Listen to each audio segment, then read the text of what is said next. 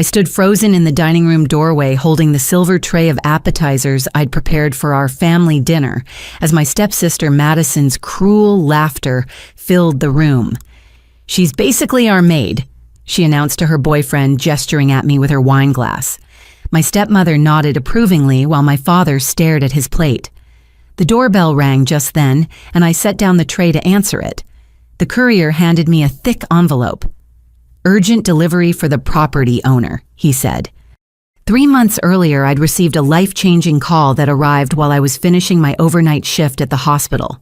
The voice on the other end belonged to a lawyer named Bernard Hutchinson, whose formal tone immediately set my nerves on edge. "Miss Jamie Richardson," he'd asked, and when I confirmed, he delivered news that made me sink into the nearest chair. "I'm calling regarding the estate of Helen Margaret Whitfield. I understand she was your great-aunt." "Aunt Helen, my mother's aunt who had become my lifeline after Mom died when I was 12. She'd been the only family member who stayed in regular contact, sending birthday cards with handwritten notes and calling every Sunday evening without fail. She passed away peacefully in her sleep 2 weeks ago," Mr. Hutchinson continued. "You're named as the primary beneficiary in her will." The room spun slightly as he explained the details. Aunt Helen hadn't just left me some money or jewelry. She'd left me everything, her entire real estate portfolio, spanning 3 states. The crown jewel of this unexpected inheritance was a property management company called Phoenix Holdings, LLC, along with all its rental properties. "There's one property in particular you should know about," Mr. Hutchinson had said, shuffling papers audibly through the phone. 427 Magnolia Street. My heart stopped. That was my current address. The beautiful Victorian house where I'd lived for the past 7 years, paying rent for a converted attic room while my stepfamily occupied the rest of the sprawling home. "That can't be right," I'd whispered. "Oh, it's correct. Your aunt purchased the property 5 years ago through a blind trust. The family living there, your family, I presume, has been paying rent to Phoenix Holdings, which you now own entirely." I'd sat in stunned silence as he explained how Aunt Helen had structured everything. She'd bought the house secretly after learning about my living situation, setting up a property management company to handle the rental arrangement so my family would never know she owned it. Every month, my father had been writing rent checks to a company that would now be depositing them into my account. "Your aunt was quite specific in her instructions," Mr. Hutchinson had added. "She felt you deserved to decide how to handle this situation without interference.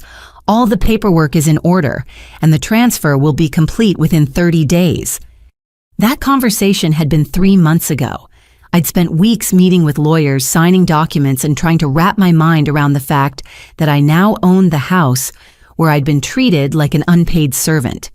The official transfer had been finalized last week, and I'd planned tonight's dinner as the moment to reveal everything. I'd imagined doing it gracefully, perhaps over dessert, finding the right words to explain how things would change. I'd even practiced in front of my bathroom mirror, trying different approaches that balanced honesty with kindness. But as I'd spent the entire afternoon in the kitchen, preparing an elaborate meal, while listening to Madison and her mother Patricia, lounging by the pool complaining about the neighbor's hedge being half an inch too high on their side, my resolve had begun to crack.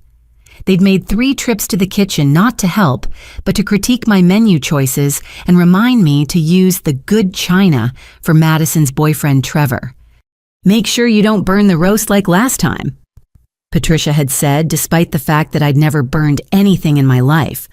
"And remember, Trevor's from a good family. We want to make the right impression." Standing in that dining room doorway holding the tray of carefully crafted appetizers, while Madison called me basically our maid, I realized my graceful announcement was never going to happen. They weren't capable of hearing it. In their minds, I would always be the help, regardless of what papers I held or what properties I owned. The envelope in my hand felt heavier than it should. I'd asked my lawyer to prepare eviction notices as a backup plan, hoping I'd never need them. Mr. Hutchinson had raised an eyebrow when I'd made the request. "Just in case things don't go as smoothly as I hope," I'd explained. Now, feeling the weight of their dismissal and disrespect, I understood why Aunt Helen had kept her ownership secret. She'd known what I was only now accepting. Sometimes the only way to change a dynamic is to flip the entire table. The morning after the dinner disaster, I woke at 5:30 as usual, my internal clock refusing to let me sleep past dawn, even though exhaustion weighed down every bone in my body. The attic room was cold. It always was in November, with its single ancient radiator that clanked and wheezed but barely produced heat. I wrapped myself in the thick robe I'd bought with my first paycheck as a pediatric nurse and made my way down 2 flights of stairs to the kitchen. The house was silent except for the familiar creaks and groans of old wood settling. This Victorian had been built in 1924, and every board seemed to have its own voice.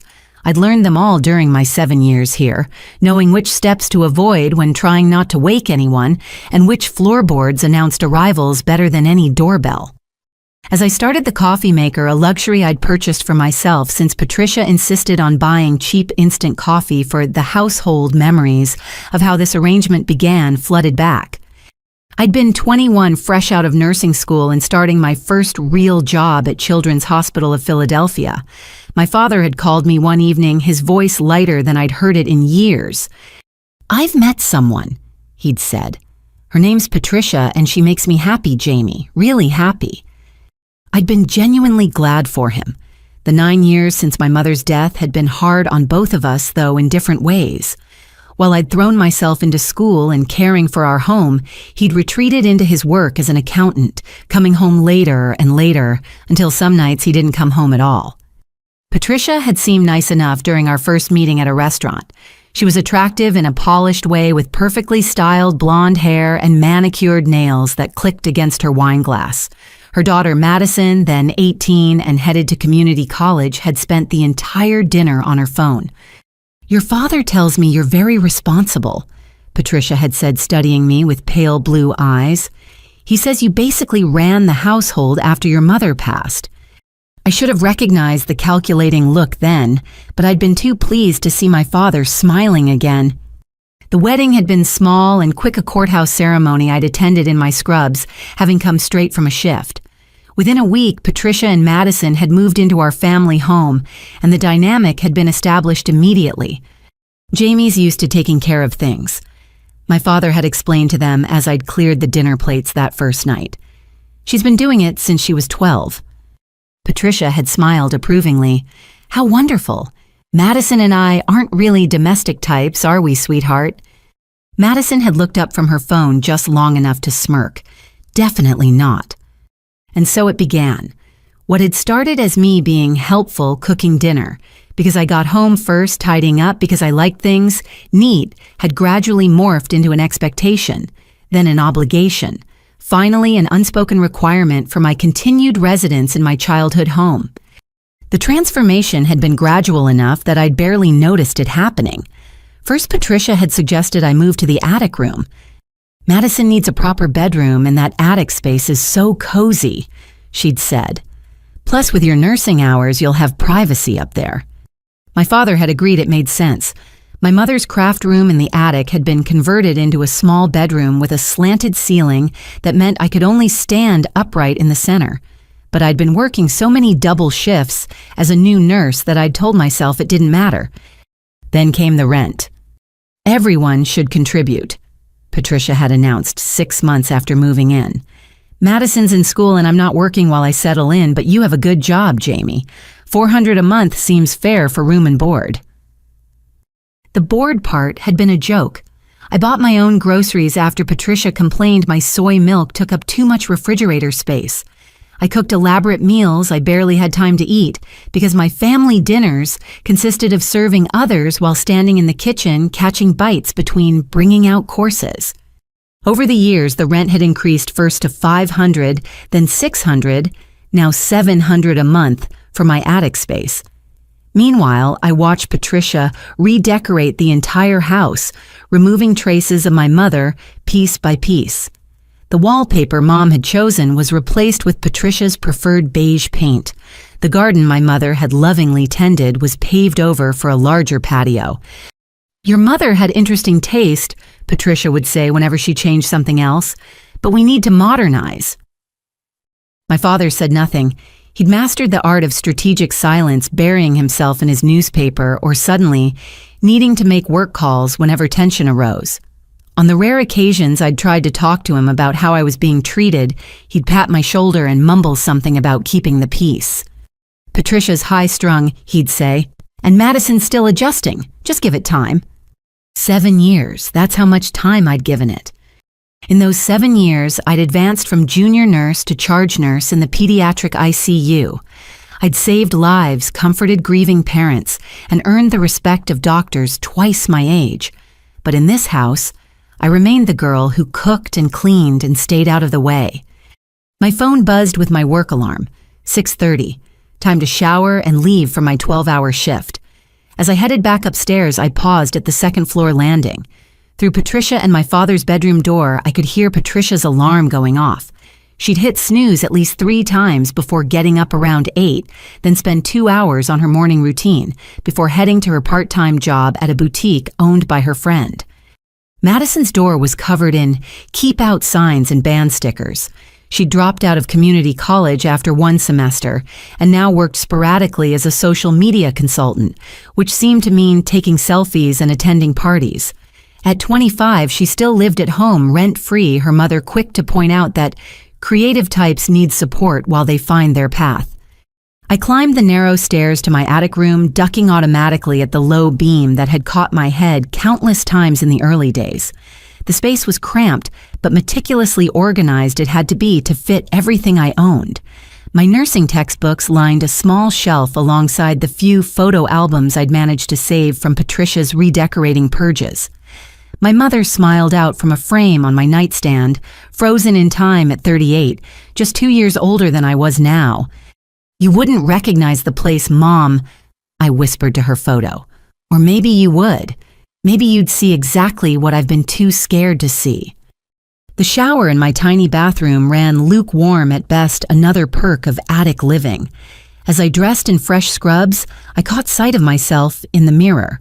28 years old with tired eyes and shoulders that curved forward from years of making myself smaller in my own home. But there was something else in my reflection now, a straightening of my spine, a firming of my jaw. The knowledge that I owned the deed to this house had changed something fundamental in how I saw myself. I wasn't a guest here, tolerated in exchange for services rendered. I was the owner, and they were tenants who'd violated not just the terms of their lease, but basic human decency. My shift at the hospital passed in a blur of medications, monitoring, and the controlled chaos of pediatric intensive care. I held a premature baby whose parents were too scared to touch her, helped a 6-year-old boy recovering from heart surgery take his first steps, and stayed late to sit with a teenage girl who'd survived a car accident that killed her best friend. This was where I mattered, where my presence made a difference, where no one had ever once suggested I eat in the kitchen because the dining room was for family. By the time I returned home that evening, it was past 8 o'clock. The house blazed with lights. Patricia never turned them off, despite constantly complaining about the electric bill I paid half of. Through the dining room window, I could see them finishing dinner. They'd ordered pizza, the boxes scattered across the antique table that had belonged to my grandmother. I used my key quietly, hoping to slip up to my room unnoticed, but Patricia's voice caught me at the stairs. "Jamie, is that you? We left you some pizza in the kitchen, and the dishes need doing when you get a chance." I paused my hand on the banister. 7 years of automatic obedience warred with 3 months of knowing I owned every inch of this house. "Actually," I called back, "I'm tired, I'm going to bed." The silence that followed was deafening. I climbed the stairs to my attic room, each step feeling like a small revolution. Behind me, I heard Patricia's offended sputtering and Madison's dramatic gasp. Change was coming to 427 Magnolia Street. They just didn't know how much. Standing in the foyer with the courier's envelope weighing heavy in my hands, I could hear Madison's boyfriend, Trevor, laughing at something in the dining room. The sound grated against my nerves like sandpaper. I recognized the law firm's logo embossed in gold on the envelope, Hutchinson Marley and Associates, the same firm that had handled Aunt Helen's estate and prepared the documents I'd hoped never to use. Through the archway, I could see them all at the dinner table, my family, though that word felt increasingly hollow. Patricia sat at the head where my mother used to preside, her blonde hair perfectly coiffed as always. My father occupied his usual spot to her right, methodically cutting his food into precise squares. Madison lounged across from Trevor, her phone propped against the water pitcher as she recorded their dinner for her Instagram stories. "Babe, tell them about the promotion." Madison urged Trevor, who launched into a story about his job at his father's investment firm. Nobody noticed I hadn't returned with the dessert I'd gone to fetch when the doorbell rang. I ran my finger under the envelope's seal, the sound of tearing paper, masked by Trevor's booming voice. Inside were 3 copies of eviction notices, each meticulously prepared, with the legal language Mr. Hutchinson had assured me was ironclad. 21 days to vacate, the minimum required by Pennsylvania law. "What's taking so long with dessert?" Madison's voice cut through my thoughts. She appeared in the archway, wine glass in hand, her expression souring when she saw me. "God, Jamie, we have a guest. Can't you—" Her eyes landed on the papers in my hands. Something in my expression must have alarmed her because she stepped closer, reaching out with grabbing fingers. "What's this supposed to be?" She snatched the documents before I could stop her, her eyes scanning rapidly. The wine glass tilted dangerously in her other hand as her face shifted from annoyance to confusion to shock. "Eviction notice." Her voice climbed an octave. "This must be some mistake." The dining room conversation halted. Patricia's heels clicked against the hardwood as she appeared beside her daughter. "What are you shrieking about now, Madison?" "This—" Madison waved the papers dramatically.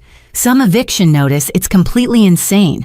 Tell her mom. Tell Jamie this is obviously fake or something.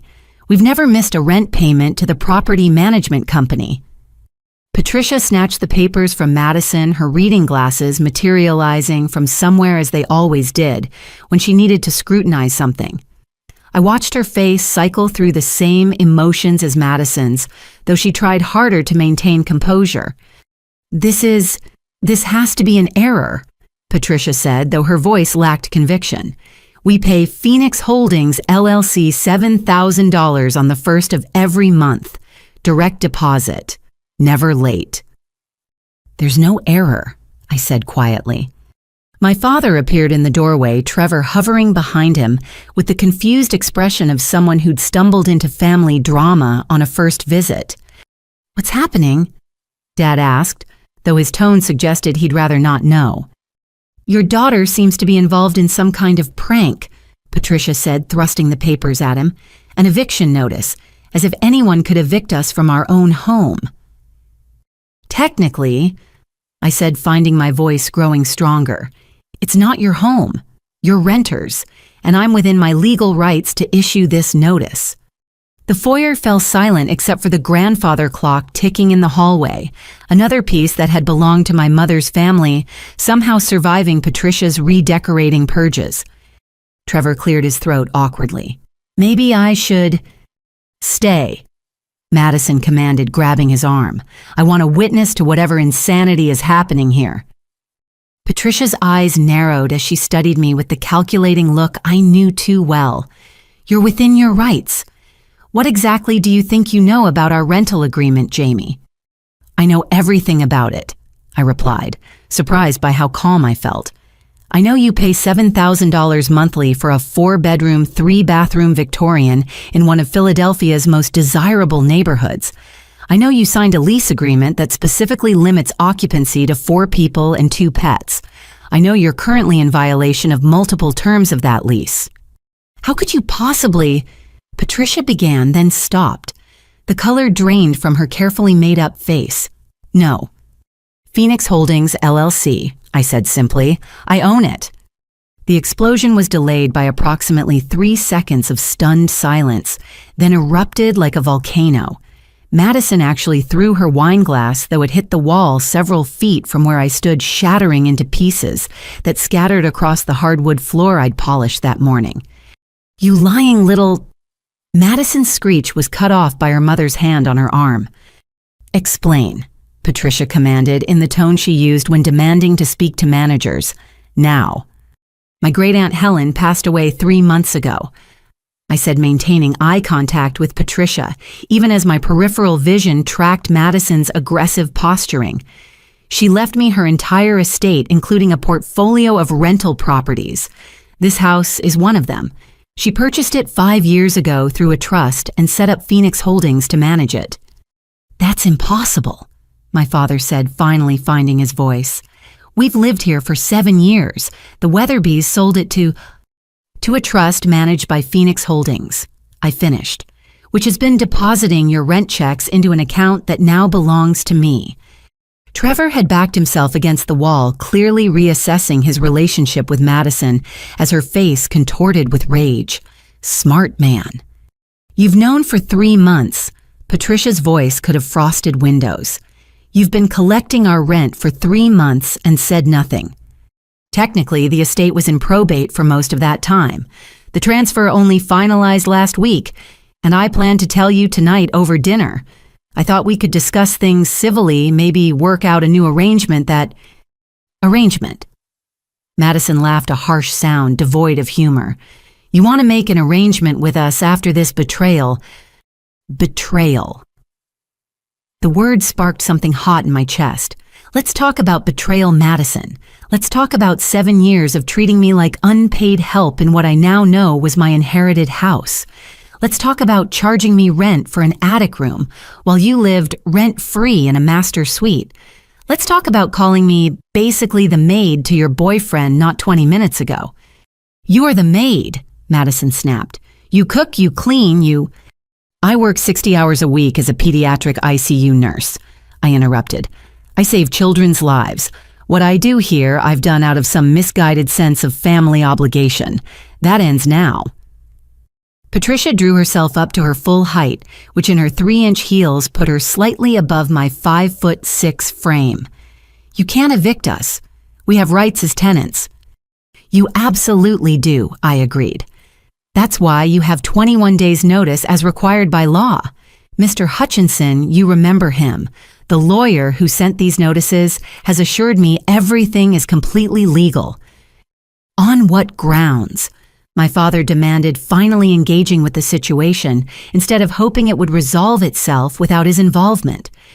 I pulled out my phone, opening the photos I'd taken over the past week in preparation. Let's see. Madison's 3 dogs when the lease clearly states a 2-pet maximum. The illegal cannabis growing operation in the basement. Yes, Madison, I know about your boyfriend's gardening project. The jewelry making business Patricia runs from the garage, which violates the residential-only clause. The unauthorized renovations to said garage. Should I continue? Each violation landed like a physical blow.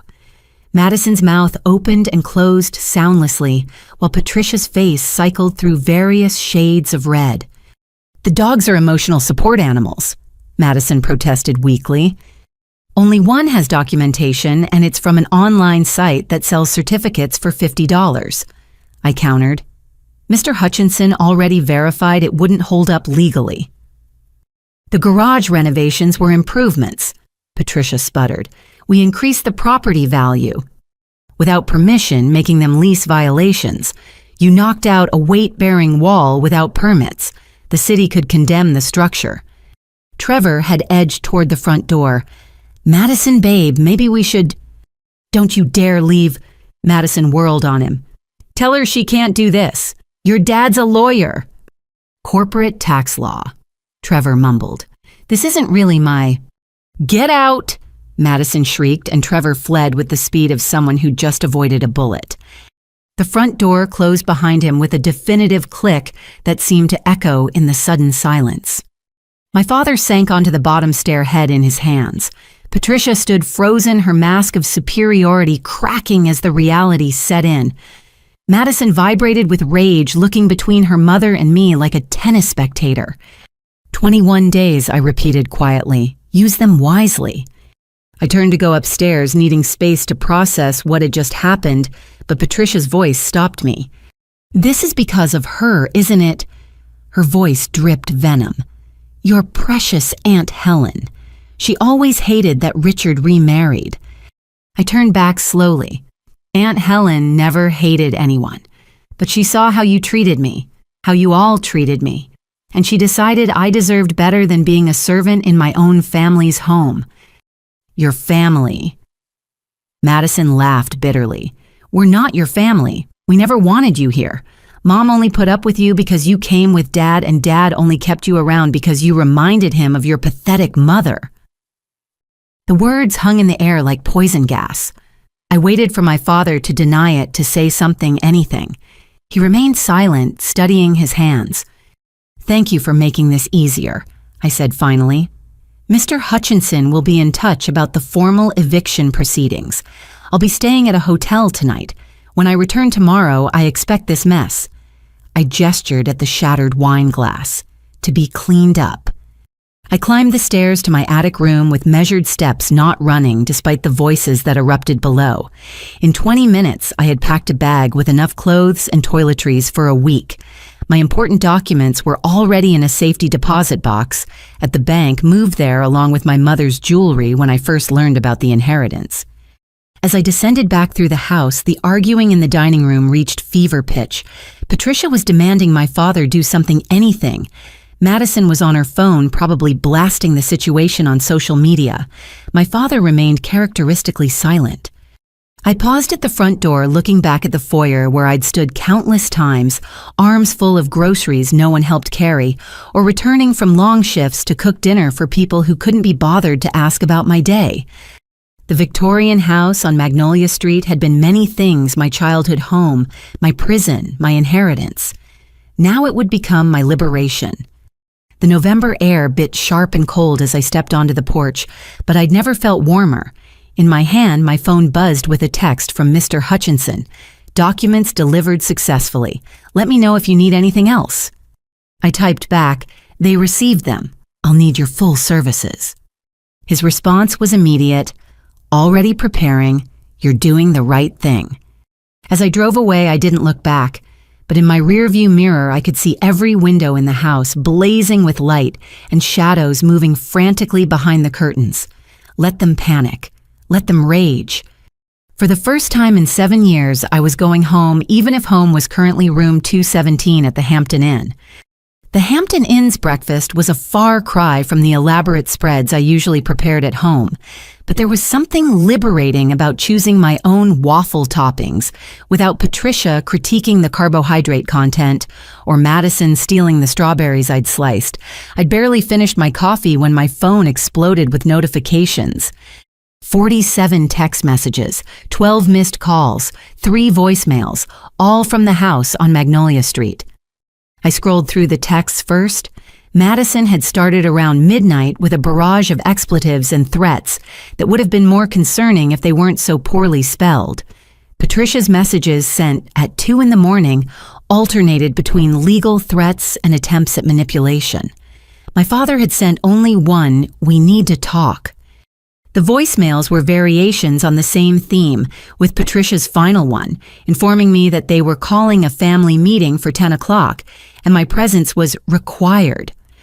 I checked the time, 9:45. Perfect. I took my time getting ready, choosing my most professional outfit, a charcoal blazer and slacks I usually reserved for meetings with hospital administration. If they wanted to treat this like a business negotiation, I'd dress the part. The eviction documents went into my leather portfolio along with copies of the lease, the deed, and photographs of every violation I'd documented. The drive back to Magnolia Street took 12 minutes. I'd made this journey thousands of times, but never as the acknowledged owner. The Victorian looked different somehow in the morning light, its pale yellow paint and white trim gleaming. Aunt Helen had maintained it beautifully through the property management company, I realized. All those repairs Patricia complained about, the prompt fixes whenever something broke, that had been Aunt Helen taking care of the house from afar. I parked on the street rather than in the driveway, a small assertion of change. Through the living room windows, I could see them already assembled. Patricia pacing Madison sprawled on the couch, my father in his usual chair. The front door was locked. I had a key, of course, but I rang the doorbell instead. Let them answer their own door for once. Madison yanked it open, her usually perfect makeup smudged and her hair in a messy bun. "Finally, do you have any idea what you've put us through?" "Good morning to you too," I said, stepping past her into my house. The foyer still showed signs of last night's drama, a faint stain on the wall where the wine had splattered, though someone had cleaned up the glass. "Jamie." Patricia's shriek echoed through the house. She appeared in the living room doorway, perfectly put together despite the early hour. Of course she'd take time for full makeup and hair before a family crisis. "Get in here now!" I followed at my own pace, taking in details I'd never noticed before. The crown molding Aunt Helen had paid to restore. The original hardwood floors I'd spent countless hours maintaining. The chandelier my mother had chosen, one of the few pieces that survived Patricia's purges, because it was too expensive to replace. They'd arranged themselves strategically. Patricia stood by the fireplace like a general preparing for battle. Madison had claimed the entire couch, her 3 dogs, Precious Princess and Duchess, sprawled around her in defiance of the 2-pet policy. My father sat in his leather recliner looking older than his 58 years. The only available seat was a wooden chair they'd clearly brought in from the dining room. Positioned in the center of the room, it looked suspiciously like an interrogation setup. I remained standing. "Sit," Patricia commanded. "I'm comfortable here." I replied, positioning myself by the archway where I could see all of them, and more importantly, where the exit remained clear. "This is exactly your problem." Patricia began launching into what was clearly a prepared speech. "This defiance, this ingratitude after everything we've done for you, everything you've done for me." I interrupted, my voice calm but firm. "Please elaborate. I'd love to hear this list." Patricia's jaw tightened. "We gave you a home when you could have been out on the street after college. We included you in family activities. You charged me $700 a month for an attic room in a house I now own," I corrected. "You excluded me from family meals unless I was serving them. You treated me like unpaid domestic help while I worked 60-hour weeks saving children's lives." "Nobody forced you to cook and clean," Madison interjected from her throne of dogs. "You're just naturally servile. It's not our fault you never said no." Actually, I did say no, multiple times. Remember Christmas 2 years ago when I had to work a double shift and asked you to handle dinner? You ordered Chinese takeout and made me reimburse you for my portion when I got home at midnight. "That's different," Madison muttered. "How about last year when I had the flu and asked if someone else could cook for once? Patricia, you said I was being dramatic and left a can of soup outside my door." "You weren't that sick," Patricia protested. "You went to work the next day." "Because I'd used all my sick days caring for Dad when he had his appendectomy. The same surgery where you went to a spa weekend because hospitals depressed you." My father shifted uncomfortably in his chair but said nothing. His silence had become such a constant that I barely expected more. "Did you have something to do with this?" Patricia whirled on me, brandishing her phone. "Did you somehow manipulate Helen into leaving you this house?" "Is that really what you think?" I asked. "That I somehow tricked a sharp 91-year-old woman into leaving me property? Aunt Helen had all her faculties until the end. She made her choices based on what she observed." "And what exactly did she observe?" Patricia's voice could have cut glass. I pulled out my phone, opening the email Mr. Hutchinson had sent with scanned copies of Aunt Helen's letter. "Would you like me to read her exact words?" Before they could respond, I began, "I've watched my grandniece, Jamie, endure treatment that would break most people's spirits. She pays rent for substandard accommodations in her family home while working tirelessly as a nurse. She cooks elaborate meals she's not invited to share. She cleans spaces she's not welcome to enjoy. She gives endless labor and receives endless criticism in return." Madison snorted. "Dramatic much?" I continued reading. The family treats her not as a daughter and sister, but as convenient help. They take her money, her time, her efforts, and give back nothing but disdain. Richard has failed his daughter in every way that matters, choosing comfort over conscience. I cannot fix the emotional damage they've inflicted, but I can ensure Jamie has the security and dignity she deserves. Silence settled over the room like a heavy blanket. Patricia's face had gone pale beneath her foundation. Madison chewed her lip, a nervous habit she usually hid. My father stared at his hands folded in his lap. "She spied on us," Patricia said, finally grasping for outrage. "She invaded our privacy." "She visited twice a year and had eyes," I corrected. "Anyone could see how you treated me. The neighbors have seen it. My co-workers have seen it when I've had to explain why I can't join them for drinks because I need to get home to cook dinner. Everyone has seen it except the three of you." "This is illegal," Patricia announced, switching tactics. "You can't evict family." I opened my portfolio, pulling out the lease agreement. "Actually, you're not my family, you're my tenants. And according to this lease you signed with Phoenix Holdings, I can evict you for multiple violations." I spread the supporting documents on the coffee table Patricia had bought to replace my mother's antique. Unauthorized renovations to the garage without permits, running a business, your jewelry-making operation from a residential property, exceeding the pet limit, subletting space to Madison's boyfriend for his growing operation. "Ex-boyfriend," Madison muttered, "and I didn't know he was growing anything." "The plants in the basement with the grow lights suggest otherwise," I said. "Then there's the parties that violate noise ordinances, the damage to the hardwood floors from your dogs, and my personal favorite, the clause about maintaining the property in good condition, which you violated by removing load-bearing walls in the garage." "We improved the property value," Patricia protested. "You created a potential structural hazard. The city inspector I consulted was quite concerned. In fact, he mentioned potential fines." That was a calculated bluff. I hadn't actually called an inspector yet, but Patricia's face suggested she believed it. "Daddy, do something," Madison commanded, reverting to the whine that usually got her what she wanted. My father finally looked up, meeting my eyes for the first time since I'd entered. "Jamie, you're upset. I understand that, but this is extreme. Surely we can work something out." "I'm not upset, Dad. I'm done. There's a difference." I kept my voice level, professional. "I tried to work things out for 7 years. I accepted every excuse, every promise that things would get better. They never did." "But eviction," he spread his hands. "Where will we go?"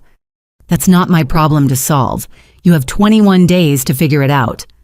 21 days, Madison screeched. "I'm having my birthday party here in 2 weeks. I've already sent invitations. Then you'll need to find a new venue." "You can't do this." Madison jumped up, scattering dogs. "This house has been our home for 7 years. And it's been mine for 28, I said quietly. "Every birthday, every Christmas, every important moment of my life until Mom died happened in this house. You've spent 7 years trying to erase her from it. The wallpaper, she chose the garden. She planted the furniture her family passed down. You've systematically removed it all. Your mother's been dead for 16 years, Patricia said coldly. It's morbid to keep shrines. Something inside me, some last thread of restraint, snapped. Morbid. You want to know what's morbid? It's a grown woman being jealous of a ghost. It's systematically erasing every trace of a child's dead mother while demanding that same child cook her recipes because Jamie makes it just like a real homemaker. It's charging that grieving child rent in her own inherited home while living off her father's income and contributing nothing but criticism and cruelty. How dare you? Patricia started. I'm not finished. My voice rose for the first time. What's morbid is a father who's so desperate to keep his new wife happy that he'll watch his daughter be turned into a servant. What's morbid is a 25-year-old woman who's never held a real job, never paid rent, never cooked a meal, but feels entitled to call the person supporting her lifestyle the help. I have a job, Madison protested. "I'm a social media influencer. You have 3,000 followers, most of whom are bots. Your last sponsored post was for a teeth whitening kit that paid you in product.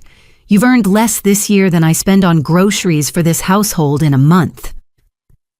Richard, Patricia commanded, "Control your daughter." My father stood slowly, his accountant's posture straightening. For a moment, I thought he might actually defend me. "Jamie," he said, in his reasonable voice, the one he used for difficult clients, "let's discuss this calmly.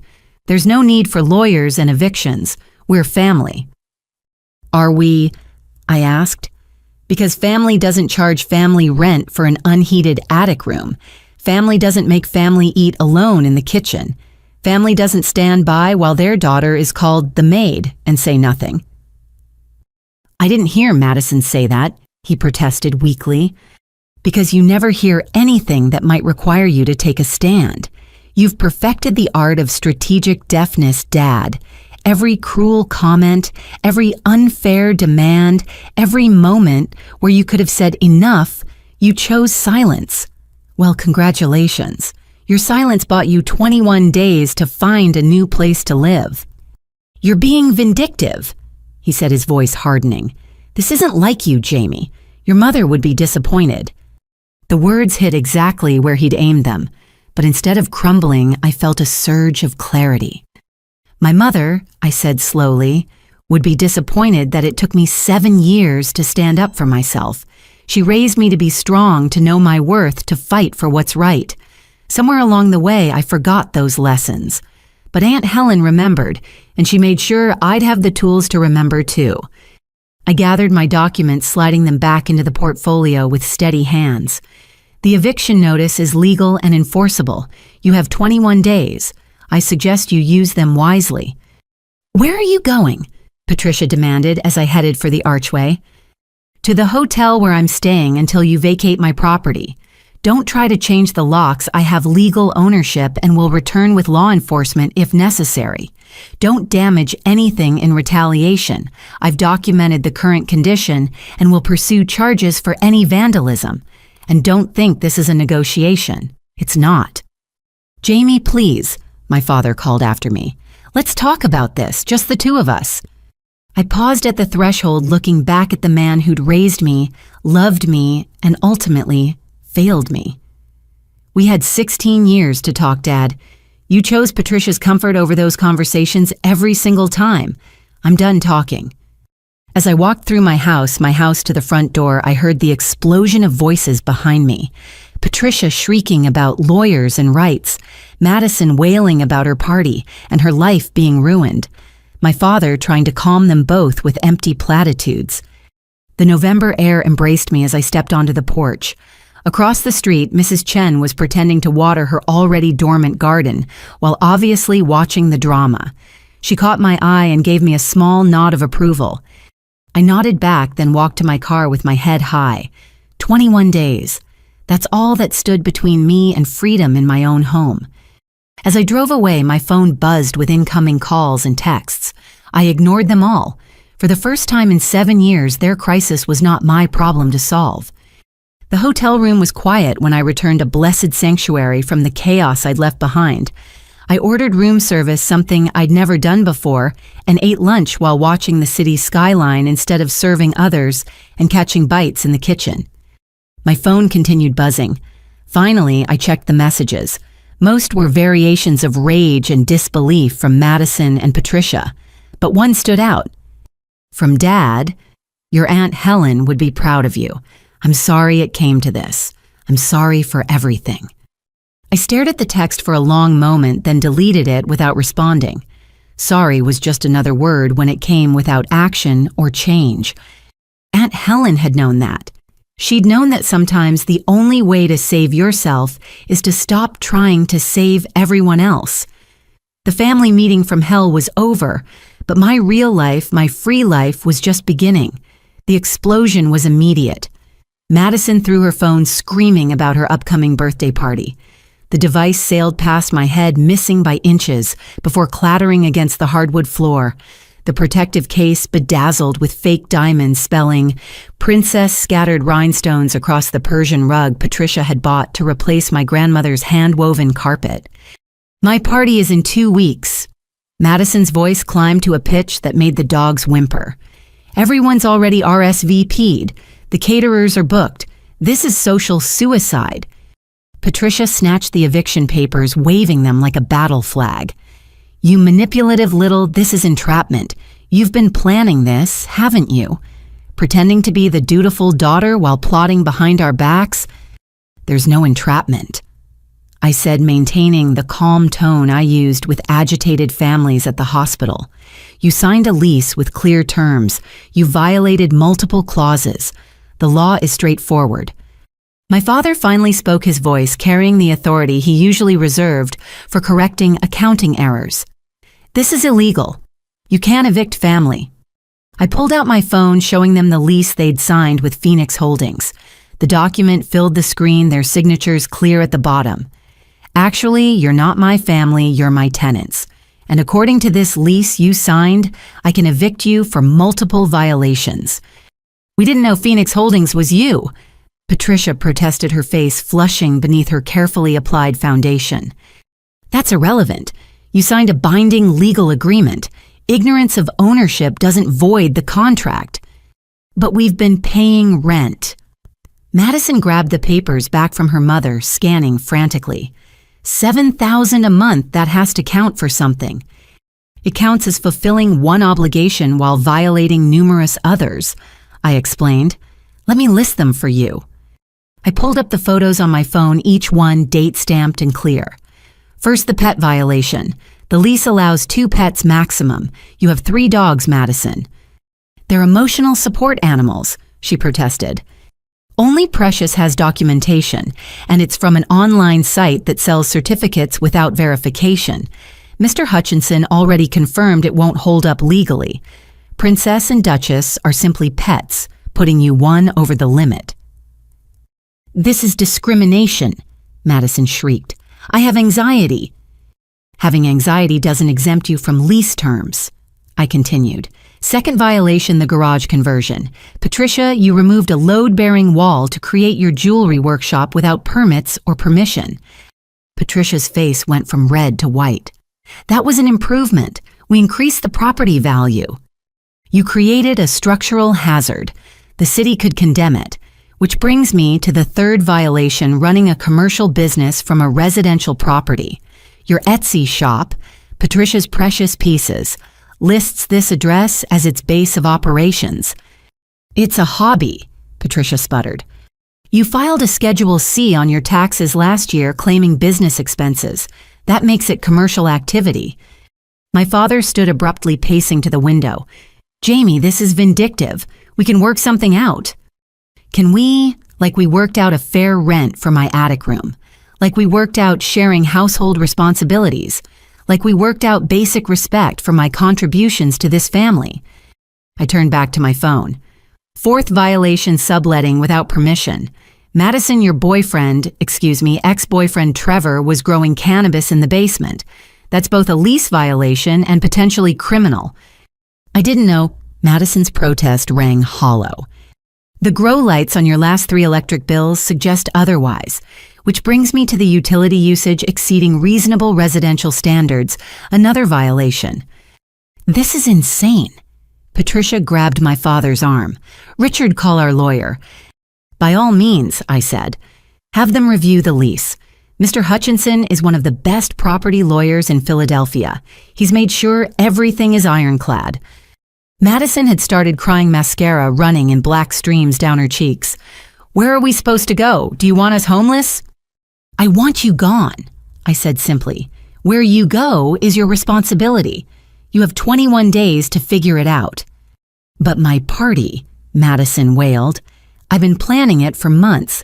It's going to be featured on Party Girls Philly's Instagram." "Then you'll need to find a new venue." "With 2 weeks' notice. Do you know how hard it is to book a space in this city?" "I imagine it's about as hard as working 12-hour shifts and then coming home to cook dinner for people who won't even eat with you." Patricia had pulled out her own phone, furiously texting. I'm calling Bradley Worthington. He'll shut this down immediately. The divorce lawyer? I asked.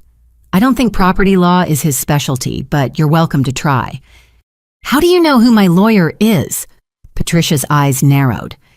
You've screamed his name during every argument with Dad for the past 3 years. The walls in this house aren't that thick, especially from the attic. My father turned from the window. Jamie, you're upset, I understand, but throwing us out won't change the past. No, but it will change the future, my future. Well, what about my future? Madison had moved from crying to rage, her voice sharp. I'm 25, I'm just getting established. You're going to ruin everything because you're bitter about doing some chores. Some chores. I felt my carefully maintained calm beginning to crack. Madison, I've been your personal chef, maid, and laundress for 7 years. I've cleaned your bathroom, washed your clothes, cooked your meals, all while you've contributed nothing. Not rent, not help, not even basic courtesy. I didn't ask you to do those things. No, you just left your laundry on the floor until someone else dealt with it. You left dishes in your room until they grew mold and I had to clean them. You treated me like staff while I paid rent in my own inherited house. We didn't know it was your house, Patricia interjected. And that makes it acceptable. If I weren't the owner, would it be fine to treat me as your servant? The silence that followed was damning. That's what I thought, I said quietly. Your treatment of me has nothing to do with property ownership and everything to do with character. Well, now my character is saying enough. Patricia's phone rang. She answered with a sharp, Bradley, yes, it's an emergency. She stalked into the dining room, her voice carrying back. My stepdaughter is trying to evict us. Yes, evict. Madison had curled up on the couch, all 3 dogs climbing onto her lap despite their combined weight exceeding 100 pounds. This is all your fault, she muttered to me. If you hadn't been so pathetic, so eager to please, we wouldn't have gotten used to you doing everything. So it's my fault you took advantage of my kindness. It's not taking advantage when someone volunteers. I volunteered to help family. You turned it into an expectation, then an obligation, then treated me with contempt for fulfilling it. My father sat heavily in his chair. Your mother wouldn't have wanted this, Jamie. She believed in family sticking together. Don't you dare, I said, my voice low and dangerous. Don't you dare invoke Mom when you've let Patricia systematically erase her from this house, when you've stood by as they've treated her daughter like a servant. Mom believed in family, yes, but she also believed in dignity, respect, and standing up to bullies. Patricia's not a bully, he said weakly. She called me the help to my face. She's charged me rent for an unheated attic room while her daughter lives in a master suite for free. She's redecorated this entire house to remove any trace of the woman you claim to love. If that's not bullying, what is? Patricia returned her expression triumphant. Bradley says eviction proceedings can be challenged. He's filing an injunction first thing Monday morning. He's welcome to try, I said, though he might want to research property law first and explain to a judge why you should be allowed to stay after violating multiple lease terms. We'll claim emotional distress, Patricia announced. Deliberate infliction of psychological harm. You've been planning this, gathering evidence against us. That's malicious intent. I've been documenting lease violations, which is my right as a property owner. But please tell a judge you're emotionally distressed by the consequences of your own actions. I'm sure that will go well. Madison suddenly sat up, her tear-stained face lighting with vindication. You recorded us without consent. That's illegal in Pennsylvania. Pennsylvania is a 2-party consent state for audio recordings. I agreed, which is why I only took photographs of lease violations and documented observable behavior. No recordings needed when you've been so blatant about everything. The doorbell rang, cutting through the tension. We all froze. Did someone order something? I asked. Patricia and Madison shook their heads. My father shrugged. I moved to answer it, finding a young process server on the porch. I have documents for Patricia Morrison and Richard Richardson. That was fast, Bradley. Patricia muttered, reaching for the papers. But when she opened them, her face went white again. These aren't from Bradley. I recognized the letterhead, a credit card company, then another envelope and another, overdue notices, collection attempts, final warnings. What are those? Madison asked, peering over her mother's shoulder. Patricia tried to gather the papers, but Madison had already seen. Mom, these are all in Dad's name. My father's head snapped up. What? You maxed out credit cards in my name. He crossed to Patricia in 3 strides, snatching the papers. His face cycled through confusion, disbelief, and finally rage. $47,000, Patricia? What have you done? I needed capital for my jewelry business, Patricia said defensively. You said you supported my dreams. Not with fraud, these cards. I never applied for these. I was going to pay them back when the business took off. With what money you've sold 12 pieces in 2 years? Their argument escalated, voices overlapping in accusation and defense. Madison tried to interject, demanding to know if this affected her credit too. The dogs barked. The doorbell rang again. More process servers, more documents, more revelations spilling into the open. I stood in the eye of the hurricane, watching the family that had dismissed and diminished me tear itself apart. There was no satisfaction in it, only a deep weariness. I'll be at the Hampton Inn if Mr. Hutchinson needs to reach me. I said, though no one was listening. Remember 21 days. I left them to their chaos, stepping out into the crisp November morning. Mrs. Chen was definitely watching now, not even pretending to garden. I gave her a small wave. As I reached my car, my phone buzzed. A text from a coworker at the hospital. Heard you finally stood up to your stepfamily. About time, drinks tonight to celebrate. For the first time in 7 years, I typed back, yes, I'd love that. 21 days. The countdown had begun, but my new life had already started. Behind me, through the windows of the house I owned, I could see shadows moving frantically, voices raised in anger and blame. They'd turned on each other the moment their comfortable arrangement was threatened, revealing the shallow foundation of their unity. I drove away without looking back, heading to the hotel that felt more like home than that house had in years. 21 days until I could walk through my own front door without dread cook in my own kitchen, without criticism, and exist in my own space without apologizing for it. 21 days. I could wait. I'd already waited 7 years. What was 3 more weeks compared to a lifetime of freedom? 2 weeks into their 21-day notice, Madison had apparently decided that denial was her best strategy. Despite the chaos of packing boxes, despite Patricia's daily meetings with lawyers who all told her the same thing, despite my father's grim silence as he sorted through credit card fraud paperwork, Madison was throwing her birthday party anyway. I arrived home from a particularly brutal 12-hour shift to find my quiet street transformed into what looked like a music festival parking lot. Cars lined both sides of Magnolia Street, some blocking driveways, others parked on carefully maintained lawns. Bass thumped from my house with enough force to rattle the windows of neighboring homes. I had to park 3 blocks away and walk back still in my scrubs, exhaustion weighing down every step. It was 11:30 at night. The party had apparently been going since 8 based on the Instagram stories I'd seen during my dinner break. Madison, ever the aspiring influencer, had been documenting everything. As I approached my front door, I could see through the windows. The house was packed with people I didn't recognize. Red Solo cups in hand bodies pressed together in what used to be my mother's living room. Someone had moved the furniture. My grandmother's antique sideboard was shoved against a wall, drinks and mysterious stains already marking its surface. I tried my key. The lock had been changed.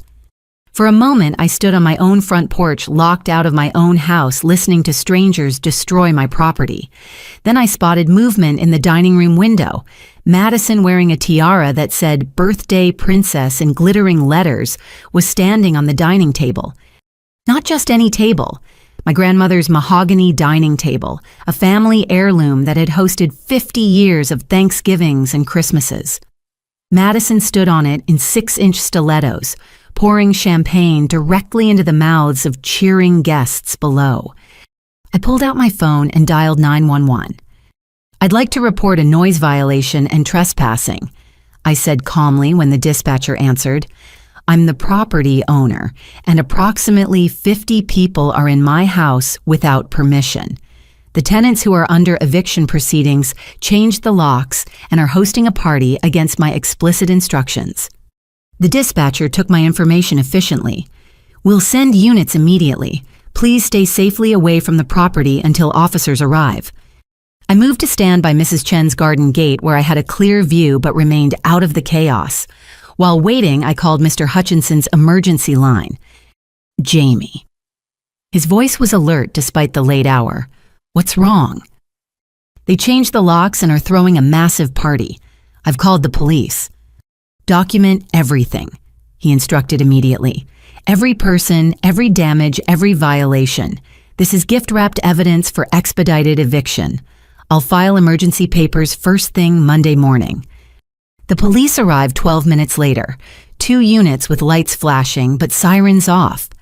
I met them at the curb, showing my ID and property ownership documents I'd learned to keep with me.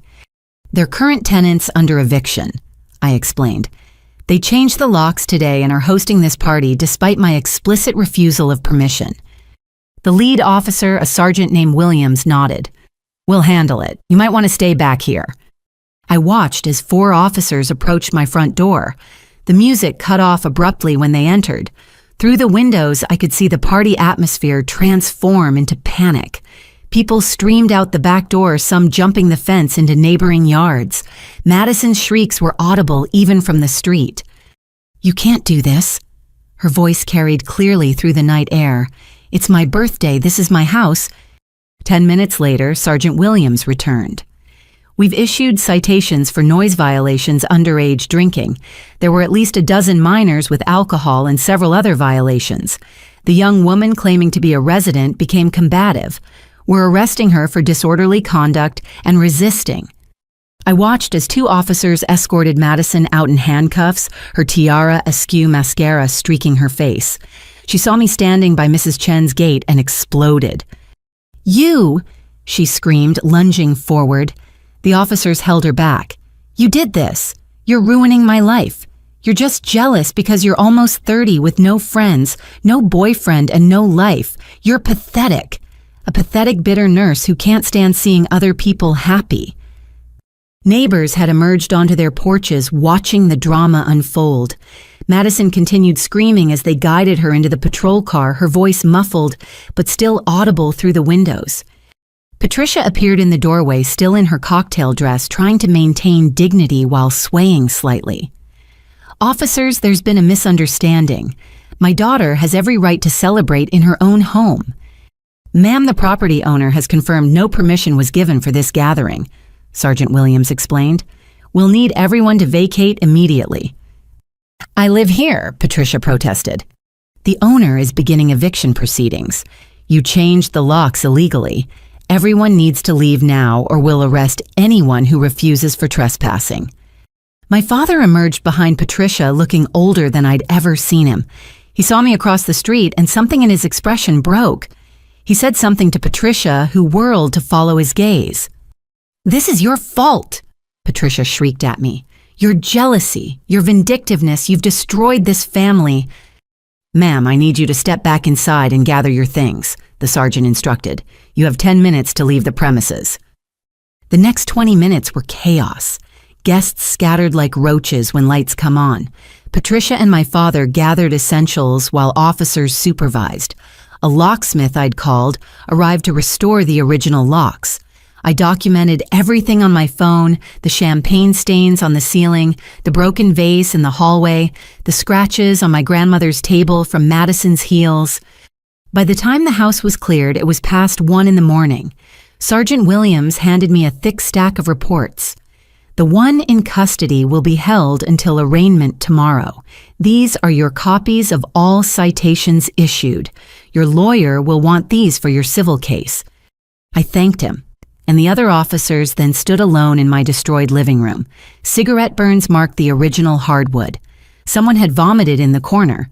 Madison's party decorations, 25 and thriving banners in metallic pink, mocked me from every wall.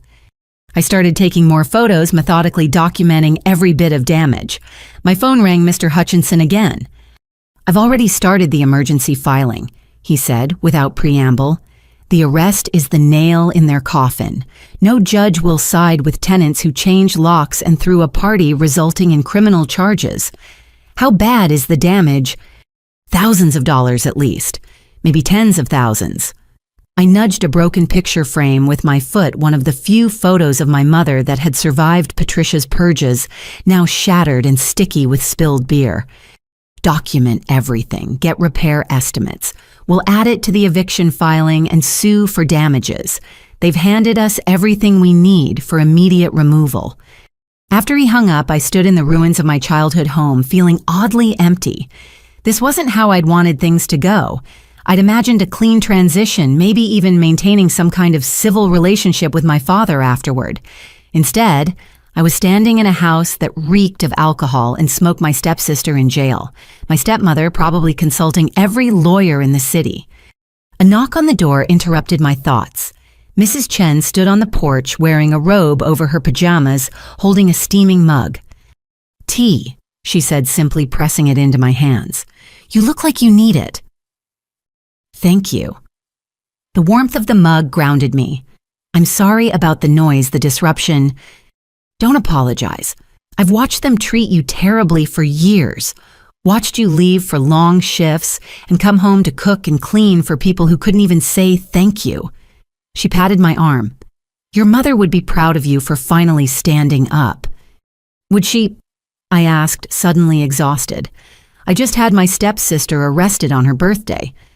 "You had a trespasser arrested for destroying your property," Mrs. Chen corrected, "after giving them more chances than they deserved. I saw you trying to get in earlier, saw them lock you out of your own home. That's not family, dear. That's just people taking advantage." She left me with the tea and a promise to provide witness statements if needed. I sipped the warm liquid chamomile with honey and surveyed the damage again. It would take professional cleaners to handle this mess. The repairs would take weeks. My phone buzzed with notifications. Madison's arrest had already made it to social media, complete with blurry videos of her being led away in handcuffs. The comments ranged from shock to schadenfreude. Several were from people who'd apparently been at the party complaining about the psycho landlord who'd ruined everything. One comment stood out from someone I recognized as a former classmate of Madison's. "About time someone called her on her BS. She's been treating her stepsister like garbage for years. Karma's real." I locked the restored front door and headed to my car, leaving the house empty and wounded behind me. The hotel room waited a clean sanctuary from the chaos. As I drove through the quiet streets, my phone rang again. The caller ID showed the city jail. I declined the call. Madison could wait until morning. Everything could wait until morning. But morning came too soon, bringing with it a flood of texts, calls, and emails. Patricia had apparently spent the night rallying their extended network, painting me as a vindictive monster who deliberately ruined Madison's birthday. My father had left 3 voicemails, each more desperate than the last. I ignored them all and went to work. The pediatric ICU was busy requiring all my focus. I administered medications, monitored vital signs, comforted frightened children and exhausted parents. This was where I belonged, where my efforts mattered, where respect was freely given and received. During my lunch break, Mr. Hutchinson called with an update. The emergency eviction was approved. They have 48 hours to vacate starting from when they're served this afternoon. The judge was not impressed by the lock changing and party situation. 48 hours. I repeated, feeling a mix of relief and anxiety. The arrest sealed it. No judge wants to leave a property owner vulnerable to tenants who've shown such blatant disregard for law and property. I've also filed civil suits for damages and back rent for your attic room. Turns out charging you rent in a house you inherited could be considered fraud. The rest of my shift passed in a blur. When I finally left the hospital that evening, I had 37 missed calls and over 100 text messages. The eviction had been served. I drove past the house on my way to the hotel. A moving truck sat in the driveway. Through the windows, I could see figures packing frantically. Part of me felt guilty. Most of me felt free. 48 hours. Then I could go home, really home, for the first time in 7 years. The next morning arrived gray and drizzling, matching the mood that seemed to hang over Magnolia Street like fog. I sat in my rental car outside the house, watching the moving truck in the driveway, as two men loaded furniture under Patricia's sharp-eyed supervision. She stood under an umbrella, directing them with imperious gestures, still trying to maintain control even as her world crumbled. I'd taken the day off work. Mr. Hutchinson had advised me to be present during the move-out to document any additional damage or items they might try to take that weren't theirs. The 48-hour emergency eviction meant they'd be gone by tomorrow evening, but I wanted to ensure nothing went missing in the chaos. Madison was notably absent. After her arrest, she'd been released on bail posted by one of Patricia's friends. According to the social media posts I'd seen, she was staying with someone named Brittany, nursing both a hangover and her wounded pride. I was checking my email when movement caught my eye. Patricia had spotted my car. She said something to the movers, then began walking toward me with determined strides, designer heels clicking on the wet pavement. I locked my doors and rolled down the window just a few inches. Patricia approached with an expression I'd never seen before, a calculated vulnerability, like an actress preparing for an emotional scene. As she drew closer, I noticed her makeup was softer than usual, her typically perfect hair slightly mussed, as if she'd been too distraught to style it properly. Even her clothing seemed chosen for effect, a simple sweater and slacks instead of her usual sharp suits. "Jamie," she began, her voice trembling slightly. "Jamie, honey, we need to talk." The endearment was so foreign from her lips that I almost laughed. In 7 years, she'd never once called me honey dear or any other term of affection. "There's nothing to discuss," I said through the cracked window. "The eviction stands. You have until tomorrow evening. Please." She moved closer, rain beginning to spot her cream-colored sweater. "Can we talk inside just for a few minutes? I'm getting soaked." "The movers seem to be doing fine. You should supervise them." Her mask slipped for just a moment, a flash of the real Patricia, all sharp edges and calculation. Then the vulnerable expression returned, accompanied by what looked suspiciously like tears. "Jamie, we're family," she said, her voice catching. "Your father is devastated. This whole situation has spiraled out of control, and I take responsibility for that. I should have treated you better." The admission was so unexpected that I found myself studying her more carefully. Patricia never admitted fault, ever. In 7 years, I'd never heard her apologize for anything, not even when she'd accidentally backed into Mrs. Chen's mailbox and tried to blame it on delivery drivers. I agreed, keeping my voice neutral. "I was threatened," she continued, warming to her theme. "When I married your father, you were already so accomplished, so capable. I felt like I could never measure up to your mother's memory or to you. I handled it badly." The rain was picking up genuine tears now, mixing with raindrops on her face. Or maybe they weren't genuine with Patricia. It was impossible to tell. "Can we please go inside?" she pleaded. "Just to talk. The movers know what to do. I need to explain, to apologize properly, to make things right." Against my better judgment, I found myself considering it. Maybe it was the nurse in me trained to help people in distress. Maybe it was the daughter who still hoped for some kind of reconciliation with her father. Or maybe I just wanted to hear what story Patricia had crafted to try to save herself. 5 minutes, I said finally. "In the foyer, the movers stay outside." Relief flooded her features. Thank you so much." I followed her up the familiar walkway, noting how she'd already started removing the holiday decorations she'd put up just last week. The house felt different now, hollow, transitional, caught between what it had been and what it would become. In the foyer, Patricia turned to face me. Without the rain as a prop, her performance had to rely on pure emotion. She was good, I had to give her that. "Jamie, I've been awful to you." She began wringing her hands. "I see that now. When Madison was arrested, when your father showed me those credit card bills, when I realized we were actually going to lose this house, it all became clear. She paused, seemingly overcome. I've been jealous, petty, cruel. Your father loves this house because it reminds him of your mother, and instead of respecting that, I tried to erase her. I made you sleep in that cold attic when there were empty bedrooms. I charged you rent in your own home. I let Madison treat you like staff. I treated you like staff. Each admission seemed calculated for maximum impact, but there was something else in her voice too. Fear, maybe, or the recognition that she'd overplayed her hand. And now, I asked. Now I want to make it right. She stepped closer and I caught the scent of her perfume, something expensive and cloying. We're family, Jamie. Your father loves this house. It's all he has left of your mother. It would break his heart to leave.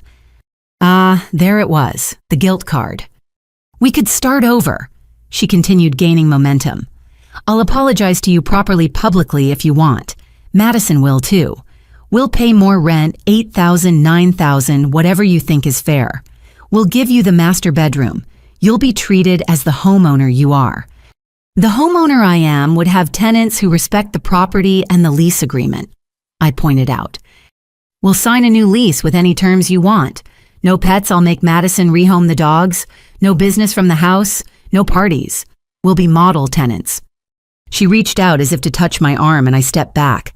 Something flashed in her eyes, frustration maybe, or calculation.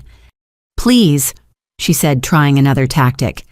Think about your father. He's not young anymore. The stress of moving, of starting over. And with the credit card situation, his credit is ruined. Who's going to rent to us? That's not my problem to solve. But it could be, she pressed. Let us stay and I'll take responsibility for the credit cards. I'll work with him to repair his credit. I'll get a full-time job, contribute properly. Madison too. We'll be the family you deserved all along. The promise rang hollow. 7 years of behavior couldn't be erased by desperation and pretty words. Where's this coming from, Patricia? This sudden change of heart. She drew herself up, perhaps sensing her emotional appeal wasn't working. I spoke to my therapist last night, she said, producing tears again. Emergency session. She helped me see how my own childhood trauma, my mother always favored my sister, made me recreate those patterns. I projected onto you, made you the scapegoat because I couldn't face my own insecurities. The therapy speak was almost impressive. She'd done her homework overnight, crafting a narrative that painted her as a victim of her own psychology, rather than a calculating manipulator. Your therapist sounds insightful, I said dryly. She is. Patricia latched onto this. She wants to do family sessions, all of us working through this together, healing the wounds, building something better. Doesn't that sound wonderful? It sounds like something you should have considered 7 years ago. Her mask slipped again. I'm trying here, Jamie. I'm humbling myself, admitting fault, offering to change. What more do you want? I want you out of my house. The words hung between us like a blade. Patricia's carefully constructed expression crumbled, replaced by something rawer. You're really going to do this, she said, disbelief coloring her tone. You're really going to throw your own father out on the street because of petty resentments. I'm evicting tenants who violated their lease, changed my locks, and destroyed my property. The fact that one of those tenants happens to be my father is irrelevant to the legal facts. Legal facts. Patricia's voice rose. Is that all that matters to you? What about compassion? What about forgiveness? What about family? You should have thought about family when you called me the help, when you made me eat in the kitchen while you dined at my mother's table, when you charged me rent for an attic room in my own house while your daughter lived rent-free. People make mistakes. 7 years of consistent behavior isn't a mistake. It's a pattern. It's who you are. Patricia's face hardened, the last pretense of vulnerability disappearing. Fine. You want to be vindictive? You want to destroy your relationship with your father? That's on you. But know this, he'll never forgive you. You're throwing away your only real family for what pride revenge. I'm reclaiming my home and my dignity. If that costs me a father who stood by while I was mistreated, then that's a price I've already paid." She stared at me for a long moment, perhaps finally understanding that no amount of manipulation would work. Then she straightened, pulling her designer armor back around herself. "You'll regret this," she said coldly. "When you're alone in this big house with no one but your self-righteousness for company, you'll regret it." "Maybe, but I'll be alone by choice, not because I've driven away anyone who won't serve me." Patricia turned on her heel, stalking toward the stairs. At the archway, she paused, looking back with pure venom in her eyes. "Your mother would be ashamed of you." The words were meant to wound, but they fell flat. I'd already faced that particular demon and found it toothless. "My mother," I said quietly, "would be ashamed of my father for marrying someone who treats her daughter like a servant. She'd be ashamed it took me 7 years to stand up for myself. But mostly, she'd be ashamed that the man she loved chose comfort over conscience, chose a new wife over his daughter's well-being."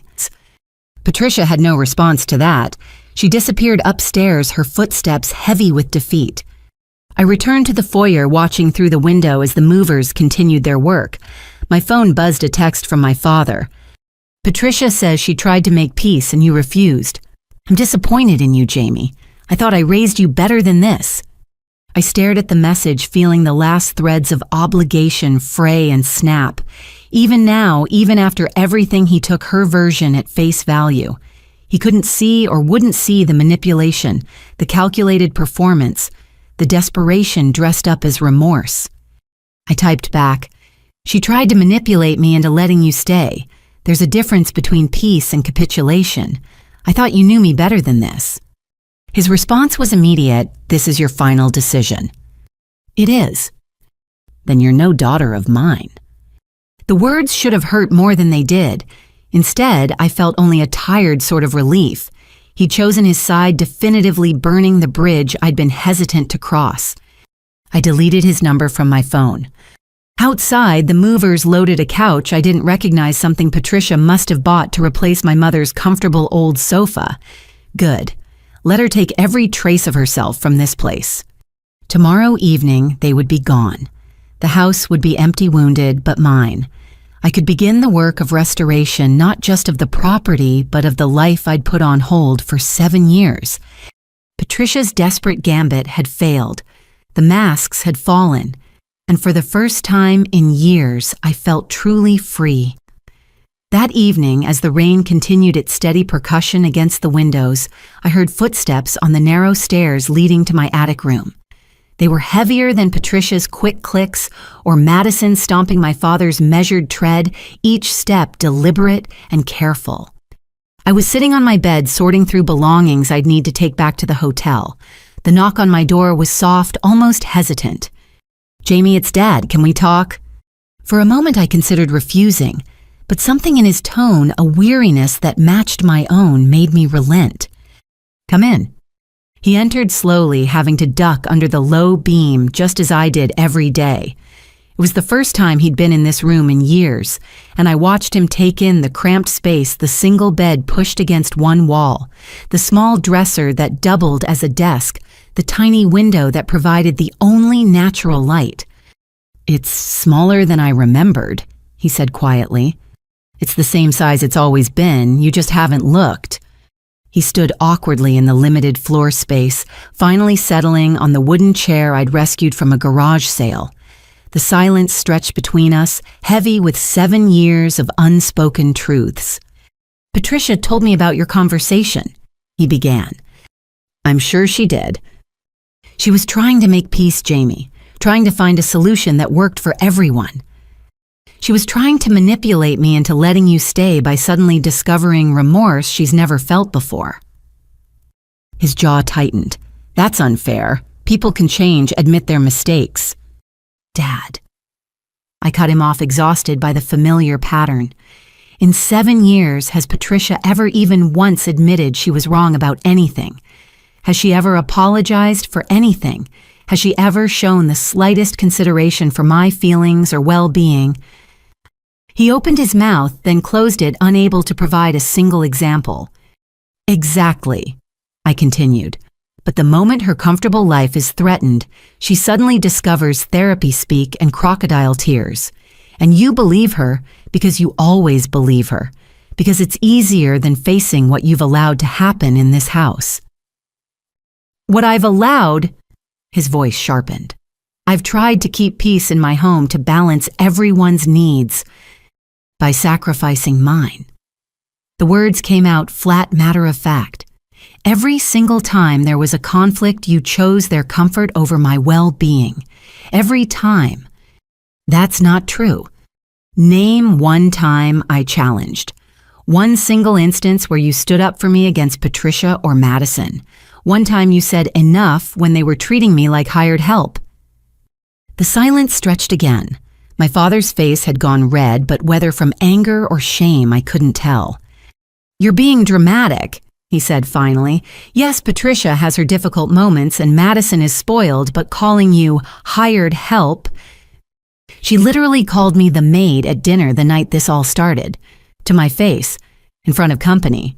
You were sitting right there. I didn't hear. You never hear. My voice rose for the first time. You've perfected selective deafness. Every cruel comment, every unfair demand, every moment where a father should have protected his daughter, you conveniently didn't hear, didn't see, didn't notice. I've been trying to make a blended family work. He stood abruptly, pacing the 2 steps the room allowed. Do you have any idea how hard it is to balance a new wife, a stepdaughter, and you? I've been walking on eggshells for 7 years. While I've been sleeping in an attic and paying rent in my own inherited house, we didn't know it was your house. Would that have made it acceptable? If Aunt Helen hadn't left me this place, would it be fine that I pay $700 for an unheated attic room, while Madison lives rent-free in a suite? He turned to face me, and for the first time in years, I saw real emotion crack through his accountant's facade. You're acting just like your mother, stubborn and unforgiving. The comparison meant as criticism felt like a gift. Mom was stubborn about things that mattered, I said. She was unforgiving of cruelty and injustice. If that makes me like her, I'm honored. Your mother also believed in family, in forgiveness, in second chances. Mom believed in standing up for what's right. She taught me to know my worth, to demand respect, to fight for fairness. Somewhere along the way, I forgot those lessons. But Aunt Helen remembered, and she made sure I'd have the tools to remember too. Helen was a meddling old woman who never approved of my remarriage, he spat. Helen was the only family member who kept checking on me after Mom died, the only one who noticed I was being turned into a servant, the only one who cared enough to do something about it. By going behind our backs, by secretly buying our house, by ensuring I'd have security and dignity, by giving me the power to demand better treatment, by showing more love and concern in death than you've shown in life. The words hung between us like a blade. My father's face went from red to white, aging 10 years in seconds. How dare you, he said, his voice low and dangerous. I fed you, housed you, kept you safe. You've allowed your wife and stepdaughter to treat me like unpaid help. You've stood by while they erased Mom from this house. You've chosen their comfort over my dignity every single day for 7 years. I chose happiness. The words exploded from him. I chose to move forward instead of wallowing in grief. I chose a woman who made me laugh again, who brought light back into my life. And I paid the price for your happiness. You volunteered. No one forced you to cook and clean. I volunteered to help family through a transition. You all turned it into an expectation, then an obligation, then treated me with contempt for fulfilling it. And you let them, because your happiness mattered more than your daughter's well-being. He sank back onto the chair, suddenly looking every one of his 58 years. Patricia makes me happy, he said quietly. For the first time since your mother died, I'm happy. At what cost, Dad? At what cost? You don't understand, he continued, not seeming to hear me. When your mother died, I thought I'd never feel anything again. Patricia brought me back to life. Yes, she has her flaws. Yes, Madison is difficult, but they're my family now. And I'm not. He looked up at me then, and I saw the truth in his eyes before he spoke it. You remind me of her, he said simply. Every day, every gesture, every word, you're so much like your mother, it hurts to look at you sometimes. Patricia and Madison, they're easier. They don't carry ghosts. The admission should have destroyed me. Instead, I felt a strange clarity, like finally understanding a math problem that had puzzled me for years. So you let them push me into the attic, I said slowly. Let them erase Mom from the house. Let them treat me like a servant, because it was easier than dealing with your grief. I'm not proud of it. But you're not sorry either. Not really. You're only here because Patricia's plan failed, and now you need somewhere to live. That's not... He stopped, unable to finish the lie. Where are we supposed to go, Jamie? With my credit ruined, who's going to rent to us? That's not my problem to solve. I'm your father. Yes, I agreed. You are. And for 16 years after Mom died, I needed a father. I needed protection, guidance, someone to stand up for me. Instead, I got a man who chose the path of least resistance, who sacrificed his daughter's well-being for his own comfort, who let strangers turn me into a servant in my own home because it was easier than having difficult conversations. Strangers, Patricia is my wife. Patricia is a woman who saw an opportunity, a grieving widower with a nice house, and a daughter who could be manipulated into domestic service. And you let her do it because she made you happy. He stood abruptly, looming in the small space. You're being cruel, vindictive. This isn't you, Jamie. No, I said quietly. This is exactly me. The me that Mom raised strong, principled, unwilling to accept less than I deserve. The me that you've spent 7 years trying to suppress because she was inconvenient to your new life. If you do this, he said, his voice hard, if you throw us out, we're done. I won't have a daughter who could be so heartless. Heartless. I almost laughed. Dad, I've cooked thousands of meals I wasn't invited to share. I've cleaned this house while being told I should be grateful for the privilege of paying rent. I've worked 12-hour shifts and come home to demands and criticism. I've given 7 years of my life to people who couldn't even say thank you. If anyone's heartless here, it's not me. He stared at me for a long moment, perhaps finally seeing the woman I'd become instead of the ghost he'd been avoiding. Your mother would be disappointed in you, he said, finally pulling out the same weapon Patricia had tried. Mom would be disappointed in both of us, I replied. Me for taking 7 years to stand up for myself. You for being the reason I had to. He turned toward the door, then paused. Is there anything I can say to change your mind? You could start with, I'm sorry. You could acknowledge what you've allowed to happen. You could take responsibility for your choices. You could act like a father instead of Patricia's enabler. The silence stretched. He couldn't say it.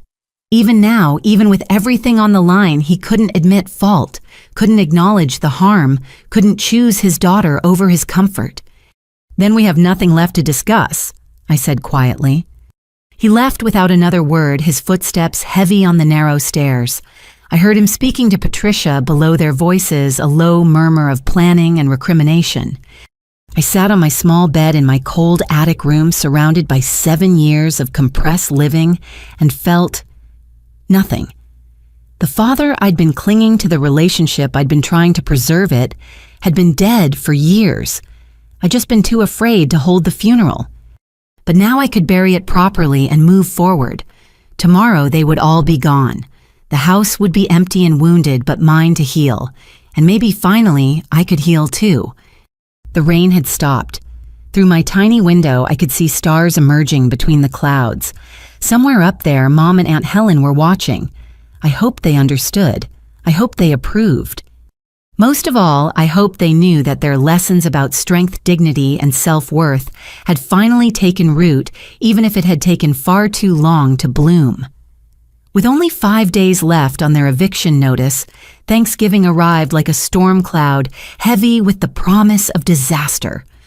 Patricia, in what could only be described as a spectacular display of denial, had invited her entire extended family for dinner. She'd been planning this for weeks before the eviction notice, and apparently the small matter of being legally required to vacate the premises wasn't going to stop her from hosting. I'd taken the day off from work not to cook the elaborate feast I'd prepared for the past 7 years, but to protect my property and document any additional lease violations. I arrived at the house at 6 in the morning, finding it already bustling with activity. Patricia was in the kitchen directing Madison and 2 catering assistants she'd hired. The smell of turkey filled the air, competing with Patricia's sharp commands.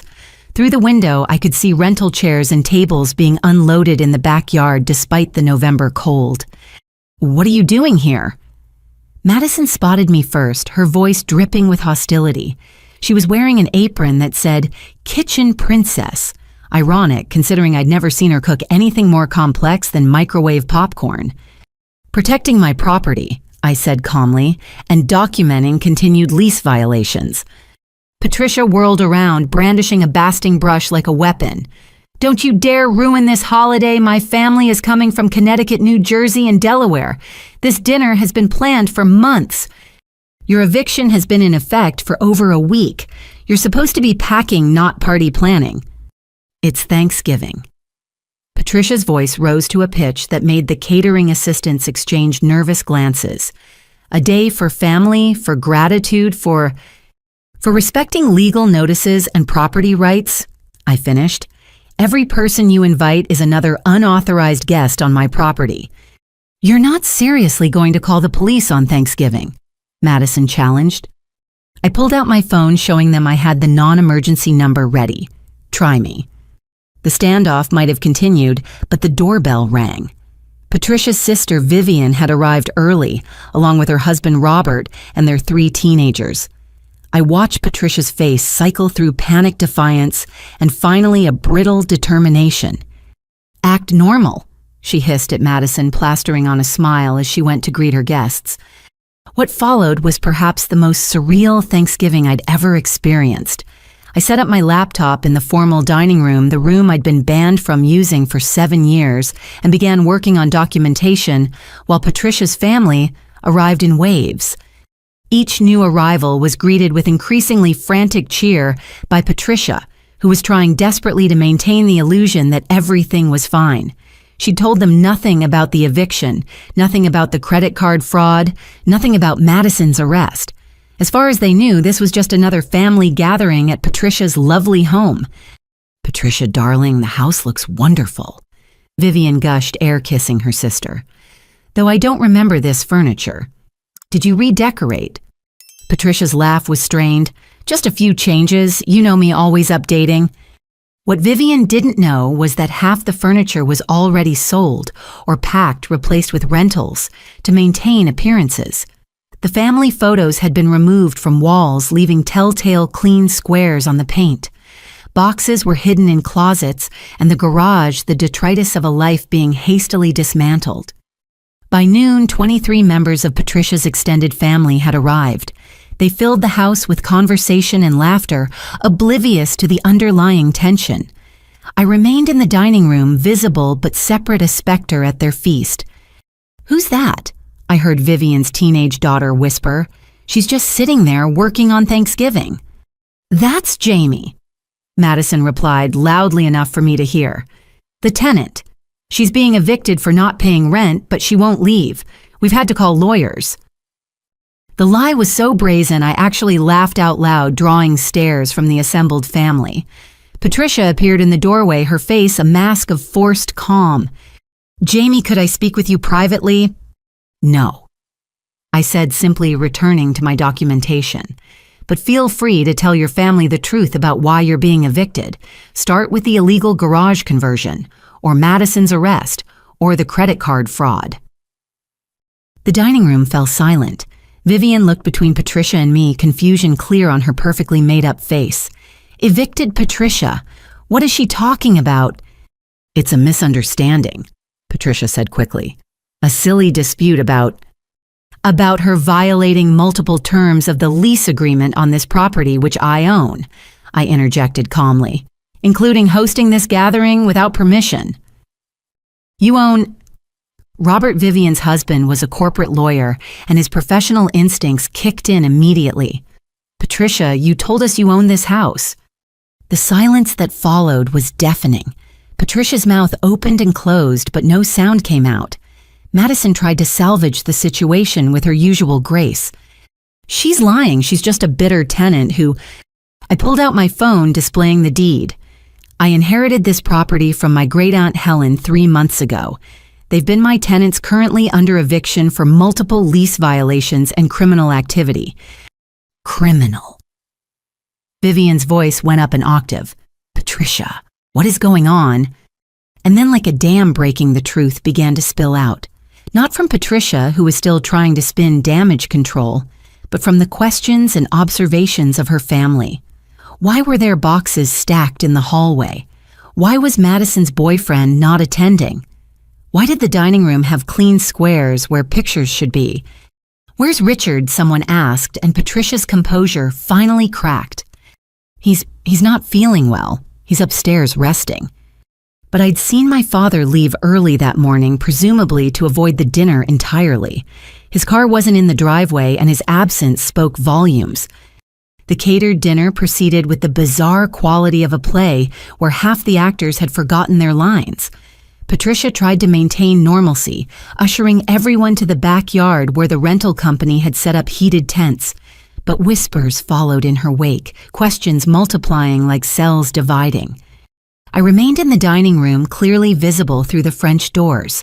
My presence was a constant reminder that something was terribly wrong with Patricia's perfect Thanksgiving tableau. The breaking point came when Vivian's son, a college student with more curiosity than tact, Googled the property address on his phone. Aunt Patricia. He announced to the table loud enough for everyone to hear, this house was sold 5 years ago to something called Phoenix Holdings, LLC. Public records show it's owned by someone named Jamie Richardson. Is that the woman inside? 23 pairs of eyes turned to Patricia, who had gone the color of her white linen napkins. Madison, in a spectacular display of poor judgment, chose that moment to explode. She's ruining everything, Madison shrieked, pointing at me through the glass doors. That vindictive witch inherited this place and decided to throw us out just to be cruel. We've lived here for 7 years, and she's evicting us because she's jealous that we're happy, and she's just a pathetic, lonely nurse who... Madison! Patricia's voice cut through her daughter's tirade like ice. Stop talking! But it was too late. The facade had crumbled entirely. Vivian was on her feet demanding explanations. Other family members were pulling out phones, presumably looking up eviction law's property records, and probably Madison's recent arrest. I chose that moment to act. I walked calmly to the French doors and opened them, addressing the assembled group. I apologize for interrupting your meal, I said, my voice carrying clearly across the stunned gathering. But I need to inform you all that this gathering is in violation of the eviction notice served on this property. Patricia and Madison have 5 days remaining to vacate. As the legal owner, I'm within my rights to ask you all to leave. You can't be serious, someone said. It's Thanksgiving. A holiday that Patricia chose to host despite being under legal eviction, I replied. Every moment you remain here is a further violation that strengthens my case for immediate removal. Patricia. Vivian's voice was deadly quiet. You told me you owned this house. You've been telling me for years about your beautiful home, your successful life. What else have you been lying about? The question opened floodgates. As Patricia's family began demanding answers, the careful construction of her public image crumbled like wet sand. The jewelry business that was supposedly thriving operated at a loss from an illegally converted garage. Madison's social media career, 3,000 followers and no real income. The loving marriage, Richard was nowhere to be found on a major holiday. "And who exactly are you?" Robert the lawyer addressed me directly. "I'm Richard's daughter," I said simply. "I've lived in the attic room of this house for 7 years, paying rent to my father and Patricia, while working as a pediatric nurse. When I inherited this property, I discovered I'd been paying to live in my own house while being treated as unpaid domestic help." The attic. Vivian's voice was faint. "Patricia, you made your stepdaughter live in the attic." "She chose to," Patricia protested. "She volunteered. We never forced." "I have 7 years of text messages asking for help with rent, demanding I cook holiday meals and referring to me as the help," I interrupted. "Would you like to see them?" What followed was perhaps the most thorough public dismantling of a person's reputation I'd ever witnessed. Patricia's family, already suspicious, began piecing together years of small lies and exaggerations. The designer clothes that were really outlet purchases. The successful business that never seemed to generate income. The perfect family that was held together by exploitation and denial. Madison, seeing her mother's social standing crumble, turned on her with the viciousness of a cornered animal. "This is your fault," she screamed at Patricia. "You said we'd be fine. You said Jamie was too weak to ever stand up to us. You promised I'd get the house when you married Richard." That revelation sent another shockwave through the gathering. Patricia had apparently been promising her daughter an inheritance that was never hers to give. "I think," Vivian said with icy dignity, "that we should go. Robert, get the children." The exodus was swift and brutal. 23 members of Patricia's extended family packed up and left, some without even saying goodbye. Vivian paused at the French doors, looking back at her sister with something between pity and disgust. "I always wondered how you afforded this lifestyle on Richard's accountant's salary," she said quietly. "Now I know. You built it on the back of a grieving young woman. How do you sleep at night?" "Patricia." She left without waiting for an answer. Within an hour, the backyard was empty except for the rental furniture and the ruins of a feast. Patricia sat at the head of the abandoned table, looking older and smaller than I'd ever seen her. Madison had stormed off to her room, her sobs audible even from outside. I returned to the dining room, packing up my laptop and documentation. Through the window, I could see Patricia still sitting in the cold November air, surrounded by the wreckage of her carefully constructed life. My phone buzzed. A text from my father. "Patricia says you ruined Thanksgiving. I hope you're satisfied." I didn't respond. There was nothing left to say. As I prepared to leave, Patricia appeared in the doorway. Her makeup was ruined, her perfect hair disheveled, her holiday dress wrinkled and stained. "You destroyed me," she said quietly. "In front of my entire family, you destroyed me." "No," I corrected gently. "You destroyed yourself. I just stopped enabling the fiction." She had no response to that. I gathered my things and left, driving back to the hotel through streets quiet with holiday peace. Somewhere families were gathering in warmth and gratitude. Somewhere people were sharing meals without exploitation or cruelty. And somewhere in a beautiful Victorian house on Magnolia Street, Patricia Morrison sat alone among the ruins of a Thanksgiving that had revealed the truth she'd spent 7 years hiding. 5 more days, then I could begin rebuilding what they'd torn down, creating a home built on honesty instead of lies, respect instead of exploitation, and genuine love instead of calculated manipulation. It wouldn't be easy, but for the first time in 7 years, it would be real. The day after Thanksgiving, I woke to find my phone exploding with notifications. Dozens of tags on Instagram, Twitter, and TikTok. My stomach sank as I opened the first alert. Madison had gone nuclear. Her Instagram story was a masterclass in vindictive fiction. She'd posted a series of photos and videos, each carefully crafted to paint me as the villain in her family's tragedy. The first showed her tear-stained face with text overlay, "When your evil stepsister steals your childhood home and throws you out on the street." The video had already been viewed 12,000 times. I scrolled through the rest with growing disbelief. She'd posted photos of herself packing boxes claiming I'd manipulated a dying old woman into leaving me the house. Another showed the Thanksgiving disaster's aftermath with the caption, "She even ruined our last family holiday in our home. Who does this?" But the worst was a TikTok video where she sobbed dramatically while packing her childhood memories. "I've lived in this house since I was 18. She wailed to the camera. "Every birthday, every Christmas, every important moment happened here. And now my stepsister, who we welcomed into our family, who we treated like a princess, is throwing us out because she's jealous of our happiness." The comments were brutal. Hundreds of people who didn't know the real story were attacking me. What kind of monster evicts family? Greed is so ugly. She'll die alone with her money. My nursing colleagues started texting confused and concerned. The hospital's HR department called someone had sent them Madison's posts claiming I was unfit to care for children if I could be so heartless to my own family. I called Mr. Hutchinson immediately. "I've seen them," he said before I could speak. "Screen record everything. This is defamation and we'll add it to our civil suit. Don't respond publicly. Let her dig her own legal grave." But Madison wasn't done.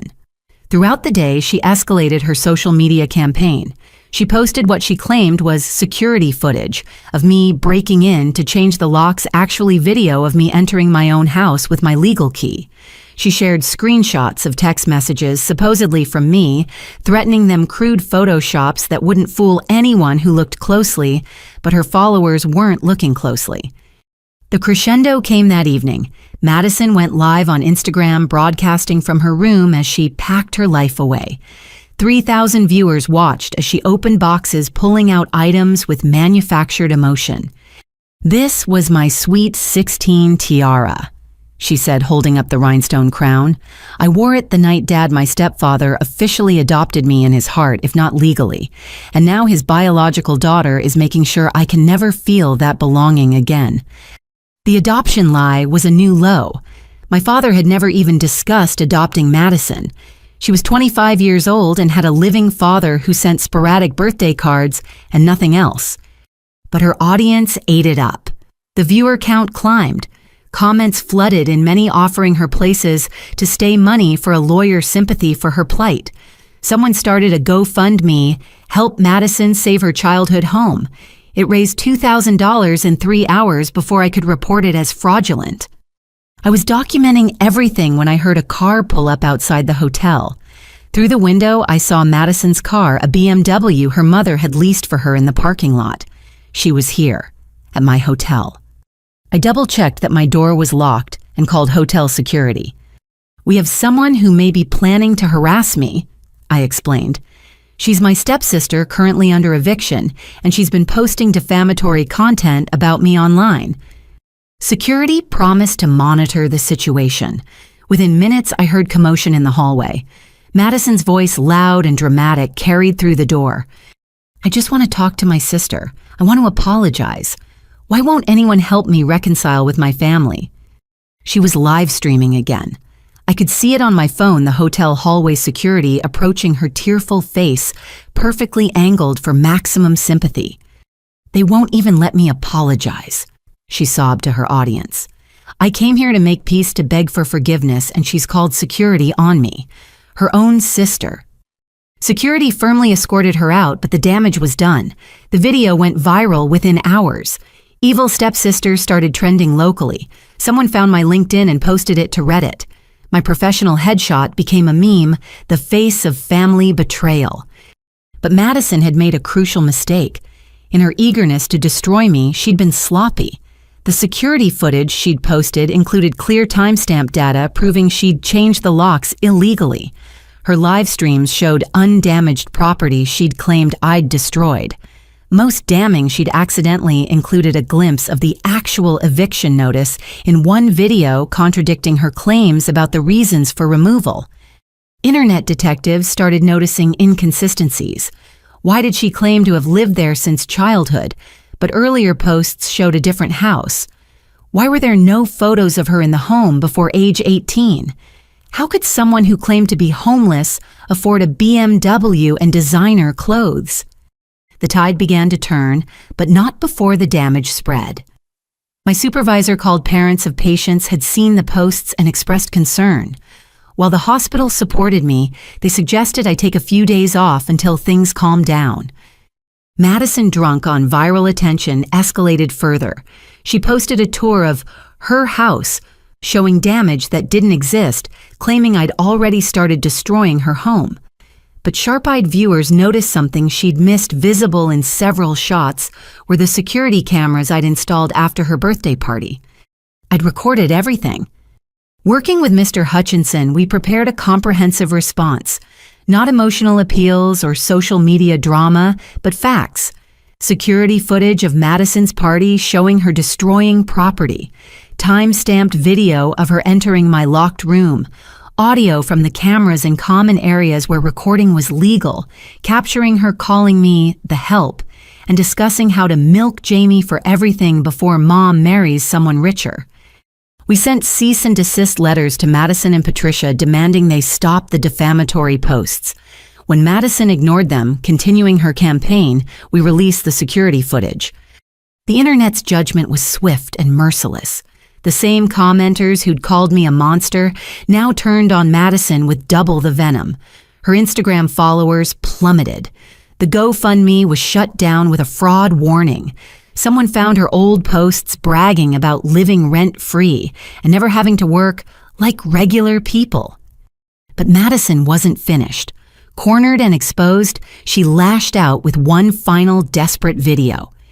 Fine, you want the truth. She was clearly intoxicated, mascara streaking hair disheveled. Yeah, we treated her like crap, so what? She let us. For 7 years, she cooked and cleaned and paid rent like a good little servant, because she's too pathetic to stand up for herself. And now she suddenly grows a spine because some old lady felt sorry for her. She's not a victim, she's a doormat who got lucky. The video was meant to hurt me, but it became her complete undoing. In trying to wound me, she'd confessed to everything: the exploitation, the cruelty, the deliberate nature of their treatment. Major news outlets picked up the story. Influencers' viral rant exposes years of family exploitation became a trending topic. Her employer, the real estate firm that had already been questioning her after the birthday party arrest, fired her immediately. The BMW was repossessed when Patricia stopped making payments. Madison's carefully curated online persona crumbled entirely. The next morning, I received a package at the hotel. Inside was an envelope of cash, $3,000, and a note in Madison's handwriting. This is all I have. Please don't release any more videos. I'm sorry, I'll leave quietly. I stared at the money, probably from the GoFundMe, before it was shut down.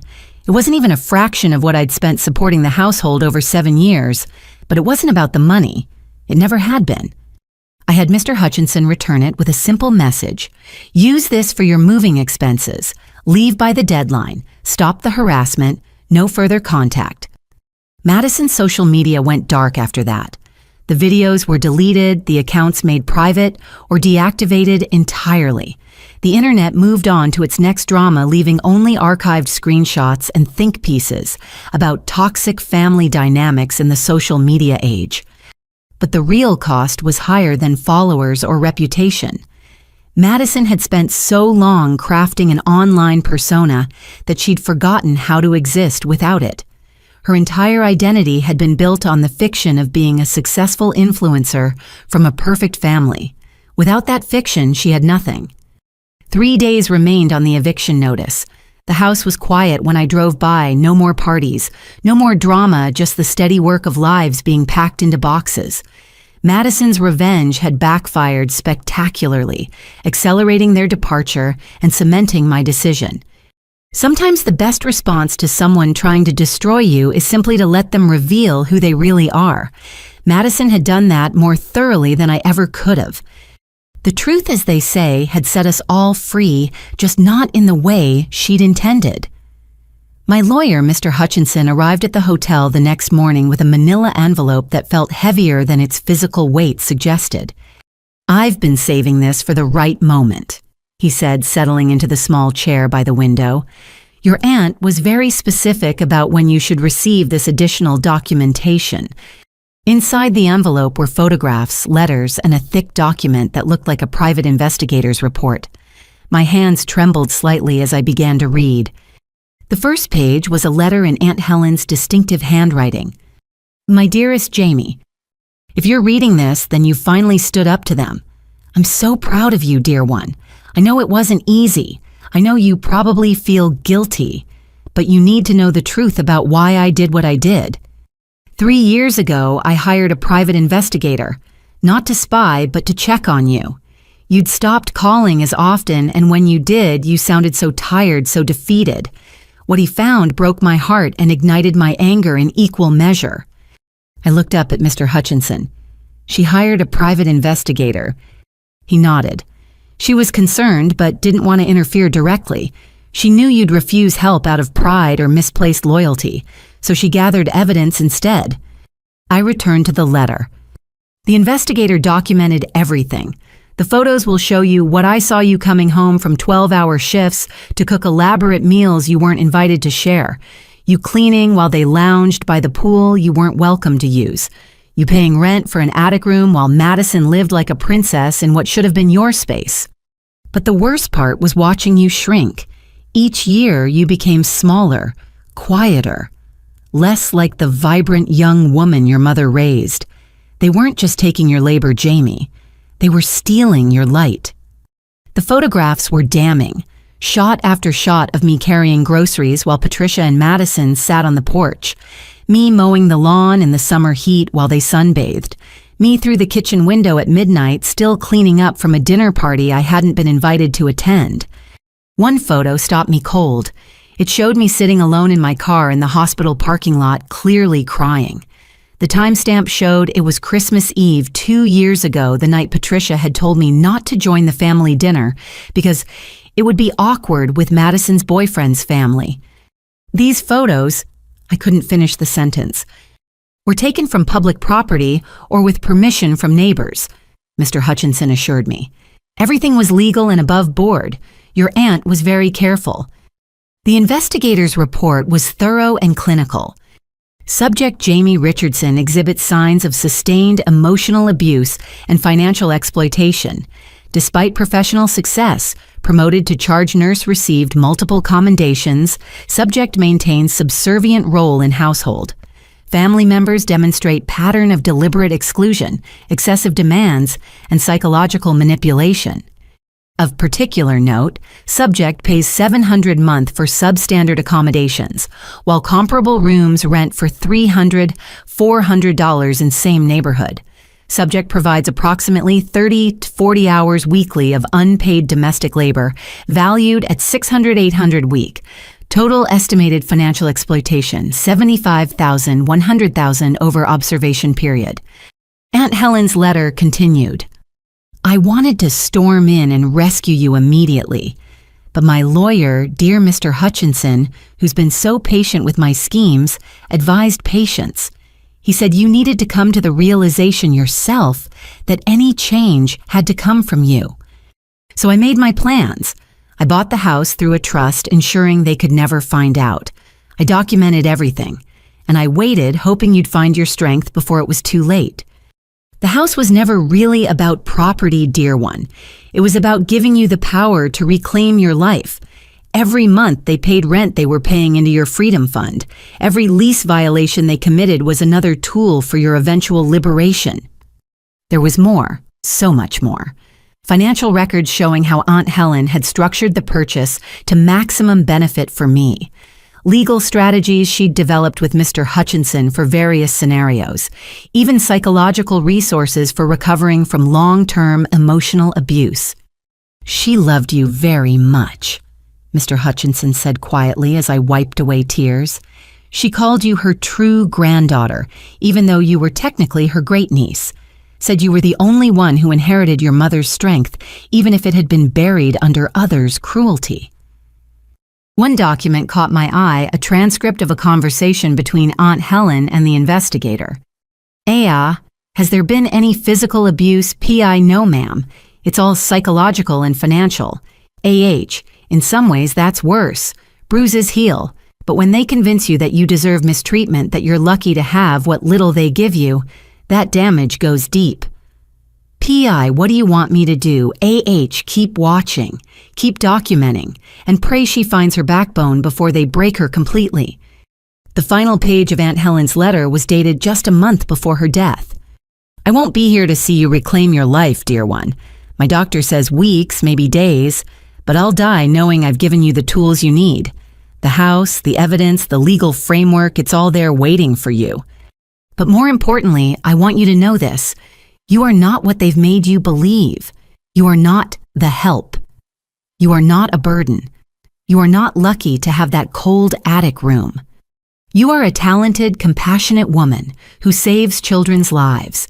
You are your mother's daughter, strong, capable, worthy of respect and love. You are someone who deserves to eat at the table, not in the kitchen. Someone who deserves to swim in the pool, not just clean it. Someone who deserves to live, not just exist. They will call you cruel when you finally stand up. They will say you're vindictive, ungrateful, heartless. They will try every manipulation they know. Do not listen. Do not waver. Do not let them steal one more day of your life. And when you finally sit in your dining room, in your house, living your life, toast a glass to your old Aunt Helen. I'll be watching with your mother and will be so very proud. All my love, Aunt Helen. P.S. Check the attic crawl space behind the old wardrobe. I left something for you there during my last visit. I looked at Mr. Hutchinson in shock.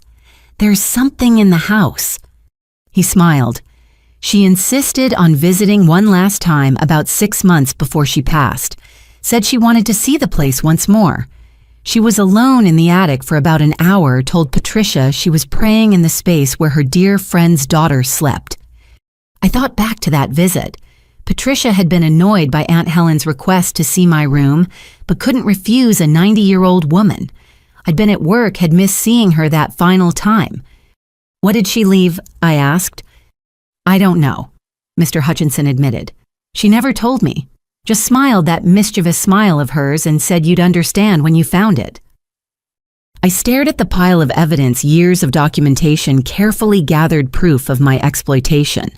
Aunt Helen had seen what I'd been too close to see. She'd watched them dim my light and had spent her final years ensuring I'd have the chance to shine again. There's one more thing, Mr. Hutchinson said, pulling out a final envelope. She instructed me to give you this only after you'd read everything else. Inside was a single photograph my mother and Aunt Helen at my mother's wedding, both radiant with joy. On the back in my mother's handwriting, "Thank you for being my daughter's guardian angel. Love always, Sarah." Below that, in Aunt Helen's shaky script, "Promise kept, my dear Sarah. Your daughter has found her way home." I broke down completely, then sobbing for the great aunt who'd loved me enough to orchestrate my freedom from beyond the grave. For my mother who'd been gone so long, but whose strength still lived in me. For the 7 years I'd lost and the lifetime I'd gained. Mr. Hutchinson quietly gathered the documents, leaving me the photos and letters. "Take your time," he said gently. "The house will be yours in 2 days. Then you can find whatever Helen left for you." After he left, I sat among the evidence of years of love and planning. Aunt Helen had seen me not as I was diminished and exploited, but as I could be. She'd believed in my strength even when I'd forgotten it existed. 2 more days. Then I could search that crawl space and discover the final piece of Aunt Helen's elaborate plan to save me from a life of servitude. Whatever she'd hidden there, I knew it would be exactly what I needed to hear, exactly when I needed to hear it. Some angels don't have wings. Some have white hair, sharp minds, and the patience to wait years for justice. Aunt Helen had been my angel, working quietly in the background, ensuring that when I finally found my courage, I'd have everything needed to reclaim my life. 2 more days. I could hardly wait. The final eviction day arrived with the kind of crisp winter morning that makes everything feel more intense, more real. December 1st, a new month, a new beginning, and the end of my family's 7-year occupation of my house. The 48-hour emergency eviction had expired at midnight. They were now officially trespassing. I arrived at 8 in the morning with the sheriff's department, a locksmith, and a professional moving crew I'd hired to remove any belongings they'd left behind. What I found defied belief. Patricia and Madison had barricaded themselves inside. They'd changed the locks again illegally and moved furniture against the doors. Through the windows, I could see them inside Patricia on her phone and Madison filming everything on her camera despite her previous social media disaster. They were served proper notice. The Sheriff Deputy Harrison confirmed after reviewing the paperwork. "This is criminal trespass now. We'll handle it." But before he could act, the front door opened. Patricia emerged dressed in a business suit as if heading to court with Madison, behind her wearing sunglasses despite the overcast sky. They were both holding signs. Patricia's read, "Unlawful eviction, elder abuse." Madison's proclaimed, "Housing is a human right." Behind them, they'd assembled what looked like a makeshift protest. 3 of Patricia's friends from her jewelry-making circle stood on the porch with their own signs. Someone had alerted local media a news van pulled up just as we arrived.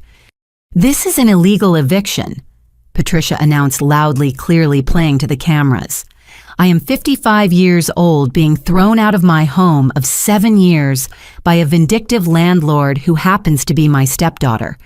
This is elder abuse and discrimination." Deputy Harrison looked at me with raised eyebrows. "Ma'am, are you seriously claiming elder abuse?" "I have a heart condition," Patricia declared, clutching her chest dramatically. "The stress of this vengeful eviction could kill me. My doctor says I need stability." From my bag, I produced a file Mr. Hutchinson had prepared for exactly this scenario. "Here's the lease agreement she signed the legal eviction notice served 21 days ago. The emergency eviction granted due to criminal behavior and documentation of multiple lease violations, including an arrest on the property." The deputy reviewed everything while Patricia continued her performance for the growing crowd of neighbors and media. "We've lived here 7 years," she cried out. "We've made this a home, and now right before Christmas she's throwing us out because we couldn't afford a rent increase." "There was no rent increase," I told the deputy quietly. "They're being evicted for cause." Madison had started live streaming again, narrating to her phone, "Day of our illegal eviction. The cops are here to throw us out like trash. This is what happens when family turns on family." The reporter from the news van approached, microphone extended. "Can you comment on the situation?" I was about to decline when Mr. Hutchinson's car pulled up. He emerged carrying a box of documents, having anticipated this final stand. "I represent the property owner," he announced with authority that made everyone pay attention. "Ms. Morrison and Ms. Madison are trespassers who've exhausted all legal remedies. They've been properly evicted for multiple lease violations, including operating an illegal business, unauthorized renovations that created safety hazards, and criminal activity, resulting in arrest." "What criminal activity?" the reporter asked, sensing a story. "Ms. Madison was arrested for hosting a party that resulted in property damage and multiple citations for underage drinking," Mr. Hutchinson said calmly. "She changed the locks illegally, barring the owner from her own property. Would you like to see the police reports?" The tide was already turning, but Patricia wasn't finished. She suddenly collapsed onto the porch, clutching her chest. "My heart," she gasped. "The stress, call an ambulance." Madison dropped her phone, rushing to her mother. "Mom, oh my God, she's having a heart attack. You're killing her." She pointed at me accusingly. "You're literally killing my mother." Deputy Harrison called for paramedics while I remained calm. I'd seen enough medical emergencies to recognize performance versus reality. Patricia's breathing was even her color good, her clutching theatrical, rather than distressed. The paramedics arrived within minutes, checking Patricia's vitals with professional efficiency. "Ma'am, your heart rate is slightly elevated but well within normal ranges," one reported. "Your blood pressure is actually excellent. Are you experiencing any actual chest pain?"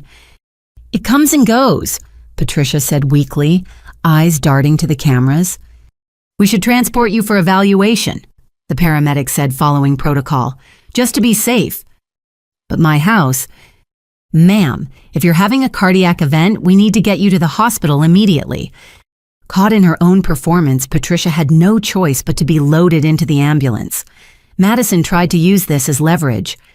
"You see," she announced to the cameras, "my mother is being taken to the hospital because of this cruel eviction.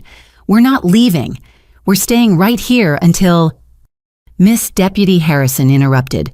"You're trespassing. You have two choices: leave voluntarily now or be arrested."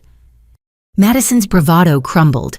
"But my mom is receiving medical attention, which she apparently needs due to a pre-existing condition, not today's events.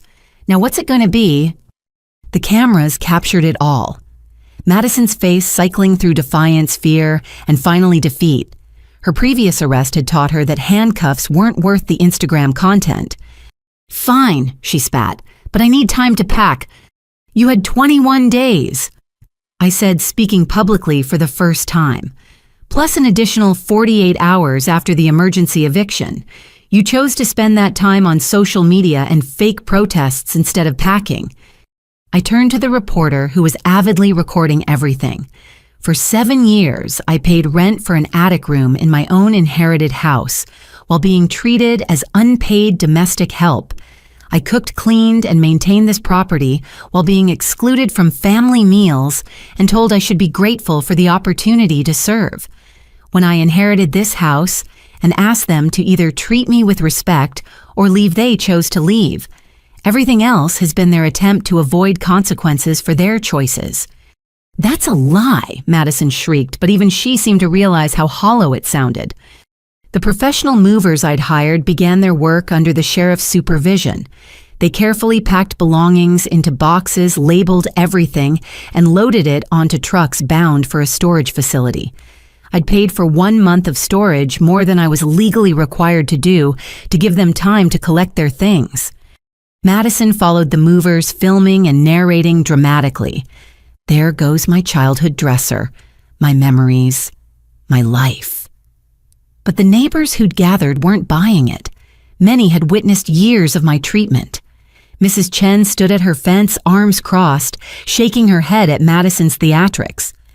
"I remember when you moved in," Mrs. Chen called out loud enough for everyone to hear. "You were 18, not a child, and that dresser came from a garage sale 2 years ago. I was there when your mother bought it for $40. Other neighbors began sharing their own observations. Mr. Peterson from 2 houses down mentioned seeing me mowing the lawn at dawn before hospital shifts. The Kaufmans recalled birthday parties I wasn't invited to despite preparing all the food. Sarah from across the street talked about hearing Patricia screaming at me for buying the wrong brand of coffee. The narrative Patricia and Madison had tried to craft of cruel eviction and family betrayal crumbled under the weight of community testimony. The locksmith changed the locks for the final time, installing a high-security system Mr. Hutchinson had recommended. The house was legally and finally mine. Madison made one last attempt at drama, throwing herself across the doorway. "You can't do this. This is my home." "No," I said firmly. "It's mine.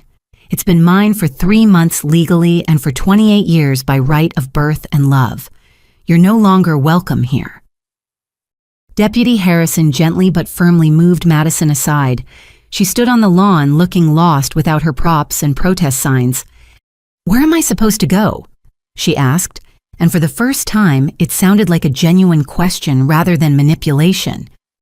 "That's not my responsibility," I replied, "but I'd suggest you start with getting a job and learning to support yourself. You're 25 years old, it's time." The news crew packed up, having gotten their story. The neighbors dispersed, many offering me quiet words of support. The movers finished loading the trucks and handed me an inventory. Madison called an Uber, dragging her immediately necessary belongings in designer luggage. Before getting in the car, she turned back one more time. "I'll never forgive you for this," she said. "I'm not asking for forgiveness," I replied. "I'm asking for you to leave, and now finally you have." The Uber pulled away, taking Madison to wherever Patricia's friends would house her. The sheriff's department left after confirming the property was secure. Mr. Hutchinson shook my hand and promised to handle any remaining legal issues. And then for the first time in 7 years, I stood alone in front of my house with keys that only I possessed. The sun broke through the clouds as I unlocked the door and stepped inside. The house was empty, echoing with possibility. There was damage to repair, cleaning to be done, and a life to rebuild. But first, there was something I needed to find. I climbed the stairs to the attic, my prison for 7 years, and looked for the crawl space behind the old wardrobe. Whatever Aunt Helen had left for me was waiting, and finally, I was ready to receive it. The moving day meltdown was over. The protests had failed. The performances had ended. I was home. That evening, as golden sunset light filtered through the empty rooms of my finally peaceful house, I heard a car pull into the driveway. Through the living room window, I watched my father emerge from his sedan, moving slowly, looking every day of his 58 years, and then some. He stood at the front door for a long moment before knocking a soft, hesitant sound that carried through the empty house. I'd been cleaning the kitchen, trying to erase the last traces of Patricia's occupation, and my hands were covered in suds. I dried them deliberately, taking my time. He knocked again, slightly louder. When I opened the door, I was struck by how diminished he looked. His usually pressed shirt was wrinkled, his salt and pepper hair uncombed. Behind him, the garden my mother had planted was visible in the dying light, the garden Patricia had wanted to pave over, but hadn't gotten around to destroying. "Hello, Dad." "Jamie." His voice was hoarse. "May I come in?" I stepped aside, letting him enter the house where he'd lived for decades, but which had never truly been his home, not since Mom died anyway. He walked into the living room, now empty of furniture, and stood awkwardly in the space where his recliner had been. "Patricia's in the hospital," he said without preamble. "Observation. They say it's anxiety, not her heart." I assumed as much. He turned to face me, and I saw something I'd never seen before in his eyes, genuine confusion. "How did we get here, Jamie? How did it come to this?" "You tell me, Dad. You're the one who chose this path." He moved to the window, looking out at the street where neighbors were settling in for quiet evenings. Normal families doing normal things. "I've left Patricia," he said quietly. The words hung in the air between us. I waited, having learned over the years that silence often prompted more honesty than questions. "I went to the hospital," he continued. "She was screaming at the nurses, demanding special treatment, threatening to sue everyone.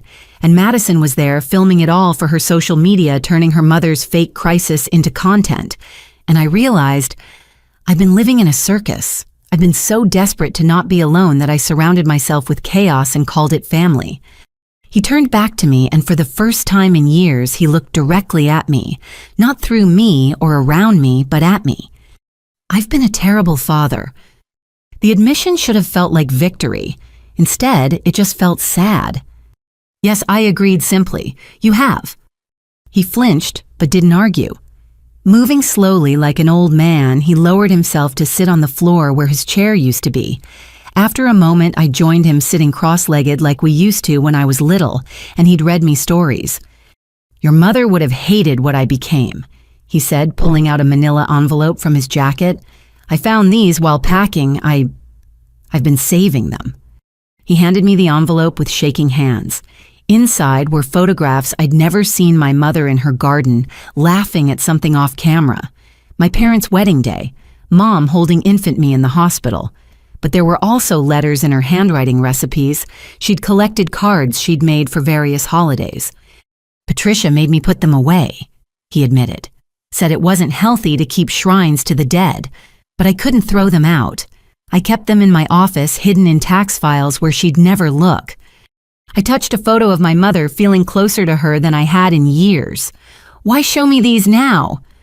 "Because I finally understand what I lost. Not just your mother, I lost her daughter too.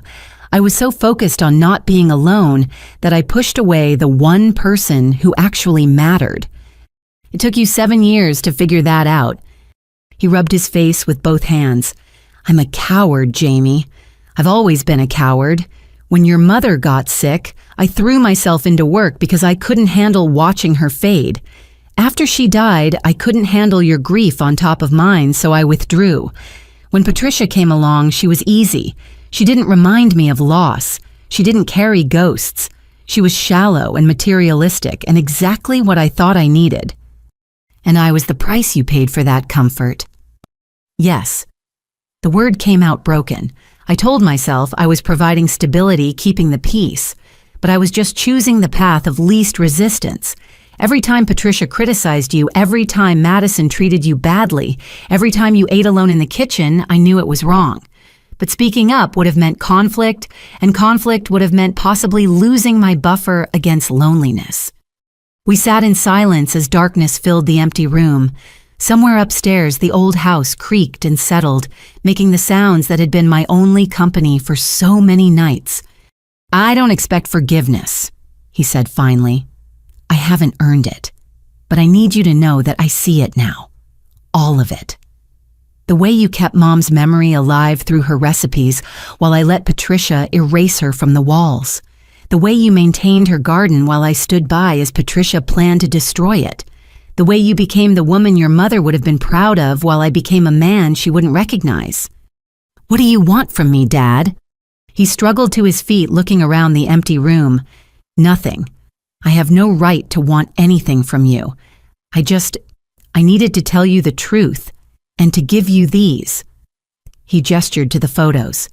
They belong with someone who actually loved her. He moved toward the door, then stopped. From his pocket, he pulled out a small velvet box.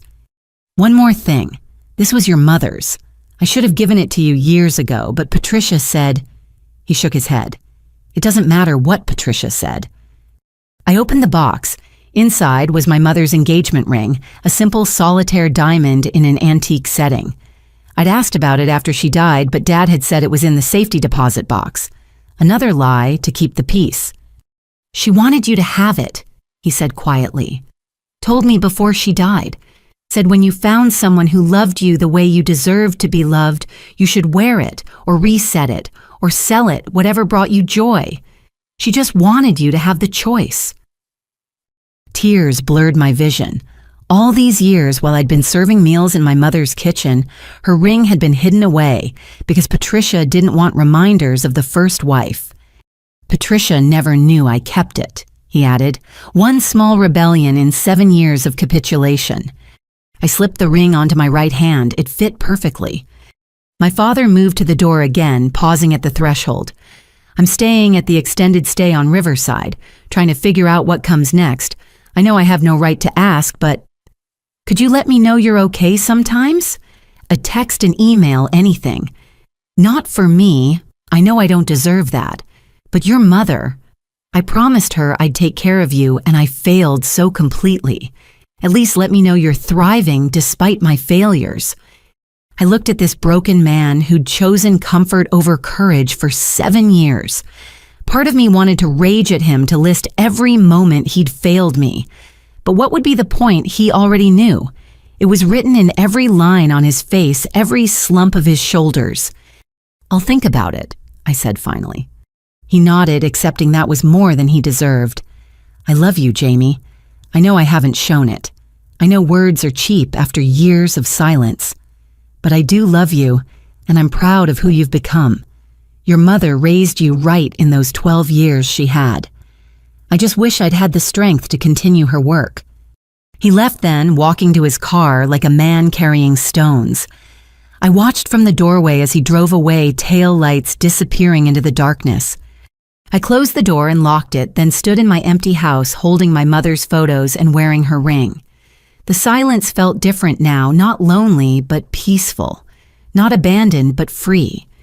My father had finally stood up, not for me that ship had sailed, but to me. He'd acknowledged his failures, returned what he'd hidden and left without asking for absolution I couldn't give. It wasn't enough. It could never be enough to erase 7 years of betrayal. But it was something, a period at the end of a long, painful sentence. I climbed the stairs to the attic one more time, ready now to find whatever Aunt Helen had left. My mother's ring caught the hallway light, sparkling like a promise. My father had made his last stand, such as it was. Now it was time for my life to truly begin. Within a month, the transformation was complete. What had once been a house filled with tension and servitude had become a home that breathed with new life and possibility. The illegal garage conversion Patricia had created for her jewelry business became my art studio. I'd forgotten how much I loved to paint. 7 years of exhaustion had buried that joy, along with so many others. Now canvases lined the walls, and northern light flooded through the new windows I'd had installed properly with permits and everything. Madison's former party room in the basement was now a library. Floor-to-ceiling bookshelves held not just my nursing textbooks, but all the novels I'd been too tired to read, all the poetry I'd been too numb to feel. A comfortable reading chair sat by the window, and I'd actually used it, imagine that, sitting still in my own house without guilt. The real transformation, though, was in the business I'd started. 2 bedrooms now served as Airbnb rentals, decorated with a mix of modern comfort and vintage charm that honored the house's history. The basement apartment, once Madison's overflow closet, had been converted into a beautiful rental unit. A young couple, both teachers, had moved in and filled the space with warmth and gratitude that made me realize how starved I'd been for basic human kindness. "You're sure about the rent?" Melissa had asked when they'd first viewed the apartment. "It's below market rate for this neighborhood." I'm sure I'd told them. I'd rather have good tenants who appreciate the space than maximize profit. They'd brought me cookies the first week and invited me to dinner the second. After 7 years of cooking for people who couldn't be bothered to include me sitting at their table, while Tom told funny stories about his 5th graders, felt like a miracle.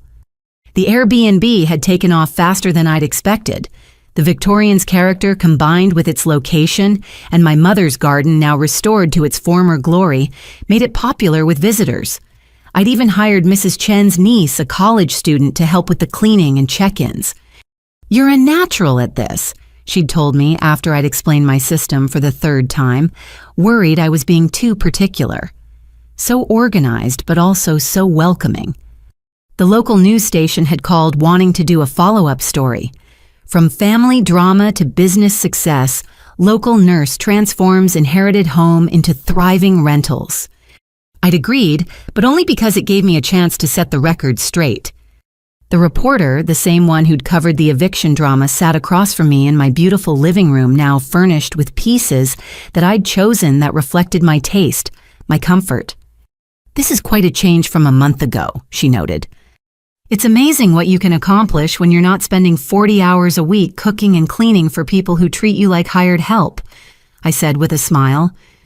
"The video of that eviction day went viral. How did you handle the public attention?" "By focusing on the truth. For 7 years, I paid rent to live in an attic room of a house I'd inherited while being treated as unpaid domestic labor. When I finally stood up for myself, they tried to paint me as the villain. But truth has a way of surfacing. What would you say to critics who felt you should have been more forgiving? It was family, after all." I'd thought carefully about my answer. Family isn't about blood or marriage certificates. It's about how you treat people when you think no one's watching. For 7 years, my stepfamily showed me exactly who they were. Believing them was the healthiest thing I ever did. The segment aired the week before Christmas. The response was overwhelming messages of support from other people who'd been trapped in toxic family situations, seeing my story as inspiration for their own liberation. But the sweetest victory came in smaller moments: cooking dinner in my kitchen and eating it at my dining room table, swimming in my pool on a hot day without asking permission, sitting in my living room reading a book without someone demanding I fetch them something. The financial success was gratifying. Between the rentals and my nursing salary, I was more secure than I'd ever been. But the emotional success was priceless. I'd reclaimed not just my house, but my life. One evening, as I was painting in my studio, I heard a knock on the door. Through the peephole, I saw Madison's former co-worker from the real estate firm. "Hi, Jamie, I'm Sienna. I worked with Madison. I was wondering if you had a moment." Curious, I let her in. She looked around the renovated space with obvious admiration. "This is beautiful. So different from before." "Thank you. How can I help you?" "Actually, I was hoping I could help you. I saw the news segment about your rental business. I specialize in property management for small landlords. I wondered if you might need assistance as you grow." We talked for an hour. Sienna was professional, knowledgeable, and had a story of her own about Madison's behavior at work that made me realize I hadn't been the only target of her cruelty. "She was a nightmare," Sienna confided. "Took credit for everyone else's work, never did her own, treated the assistants terribly. When she was fired after that arrest, we actually celebrated." I hired her part-time to help manage the rentals, freeing up more time for my nursing career and my rediscovered love of painting. The best moment came when I received a package from a gallery downtown. Inside was a letter. "Ms. Richardson, we recently viewed your artwork on your Instagram page and would be interested in discussing representation. Your piece, Liberation Day, particularly caught our attention. Please contact us at your earliest convenience." Liberation Day was a painting of my mother's garden in full bloom, painted from the view from what used to be my attic prison. I'd started it the day after the eviction and finished it just that week. It was the first painting I'd completed in 7 years. I called them immediately. As Christmas approached, I decorated the house for the first time in years, with decorations I chose in a style that felt like me. The tenants helped turning it into a party. Mrs. Chen brought cookies. My colleagues from the hospital stopped by with wine. Even Mr. Hutchinson came bringing his wife and a bottle of champagne. To sweet victory, he toasted, raising his glass in my dining room, where I'd once stood, frozen, holding a tray of appetizers I wouldn't be invited to share. To Aunt Helen, I countered, who saw what others refused to see and gave me the tools to save myself. Later that night, after everyone had gone home, I sat in my living room, and opened my laptop to check the Airbnb bookings. January was already nearly full. The young teachers had asked about extending their lease. Sienna had sent 3 potential clients interested in having me manage their rental properties. My phone buzzed with a text. For a moment, my heart lurched, thinking it might be Patricia or Madison, but it was my father.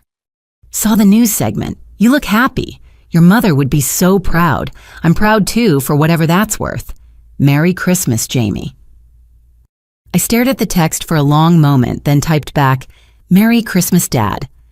It wasn't forgiveness, it wasn't reconciliation, but it was acknowledgement that life moves forward, that victories can be sweet without being vengeful, that success is the best response to those who said you'd never achieve it. I poured myself a glass of wine, good wine, not the cheap stuff Patricia bought, and raised it to the empty room that wasn't empty at all. It was full of possibility, of peace, of the promise that the best was yet to come. The girl who'd been treated like the help was now helping others find homes. The woman who'd been banished to the attic now owned the entire house. The nurse who'd saved so many had finally saved herself. Sweet victory indeed. 6 months later, on a snowy Christmas Eve, my house on Magnolia Street glowed with warmth and light. Not the harsh showing-off illumination that Patricia had favored, but a gentle welcome that would have made my mother smile. I stood in my kitchen, truly my kitchen now, pulling the last batch of sugar cookies from the oven. The same recipe my mother had used, the one I'd made for 7 years, while being told I was naturally domestic. But tonight was different. Tonight I was cooking for people who saw me as family, not staff. Not. Those smell amazing. Melissa appeared in the doorway carrying a stack of plates. She and Tom had become more than tenants over the months. They'd become friends. Real friends who helped without being asked and included without obligation. "My mom's recipe," I said, transferring cookies to the cooling rack. "She used to say the secret was love." My father finished from behind Melissa. "She always said the secret ingredient was love." The room paused. Melissa, sensing the weight of the moment, quietly excused herself to the dining room where the others were gathered. My father stood in the doorway of the kitchen he'd lived in for decades, holding a poinsettia plant. He looked healthier than he had 6 months ago, cleaner somehow, as if the weight of his choices had been acknowledged and set down. "You came," I said simply. "You invited me." He set the plant on the counter, then pulled out an envelope. "I wanted to give you this. It's not a Christmas gift, it's restitution." Inside was a check for $42,000. "It's every penny of rent you paid plus interest," he explained quietly. "I know money doesn't fix anything, but you never should have paid to live in your own home. This is the least I can do." I looked at the check, then at him. 6 months of therapy had changed us both, me learning to set boundaries, him learning to respect them. "Thank you," I said, putting the check aside. "Would you like to stay for dinner?" His eyes filled with tears. I'd be honored. The dining room was full of the family I'd chosen. Mrs. Chen and her husband occupied the seats where Patricia used to hold court. 2 of my nursing colleagues, Jenny and Amara, sat where Madison had filmed her viral videos. Tom was in my father's old chair telling one of his teaching stories. Mr. Hutchinson and his wife had claimed the corner near the restored china cabinet. "Everyone," I announced, "this is my father, Richard." The introduction was met with polite but cautious greetings. They all knew the story, but they also knew about redemption, about the possibility of change, about the difference between forgiveness and forgetting. My father took the empty seat not at the head of the table where he'd once presided, but as one guest among many. He listened more than he talked, laughed at Tom's stories, complimented Mrs. Chen's dumplings. For the first time in years, he was present without trying to avoid the ghosts in the room. After dinner, as we gathered in the living room for coffee and dessert, Amara asked about the painting above the fireplace, a new piece I'd just hung. "It's called Inheritance," I explained. "My first sale to a collector, actually." The painting showed 3 women in a garden, my mother young and vibrant, Aunt Helen elderly but fierce, and me, somewhere between them, hands dirty from planting face, turned toward the sun. "It's beautiful," my father said softly. "Helen would have loved it." "She did love it," I said, which made everyone look at me in confusion. That's actually what I wanted to share with all of you tonight. I retrieved a box from the mantel, the same box I'd discovered in the attic crawlspace 6 months ago, exactly where Aunt Helen had promised it would be.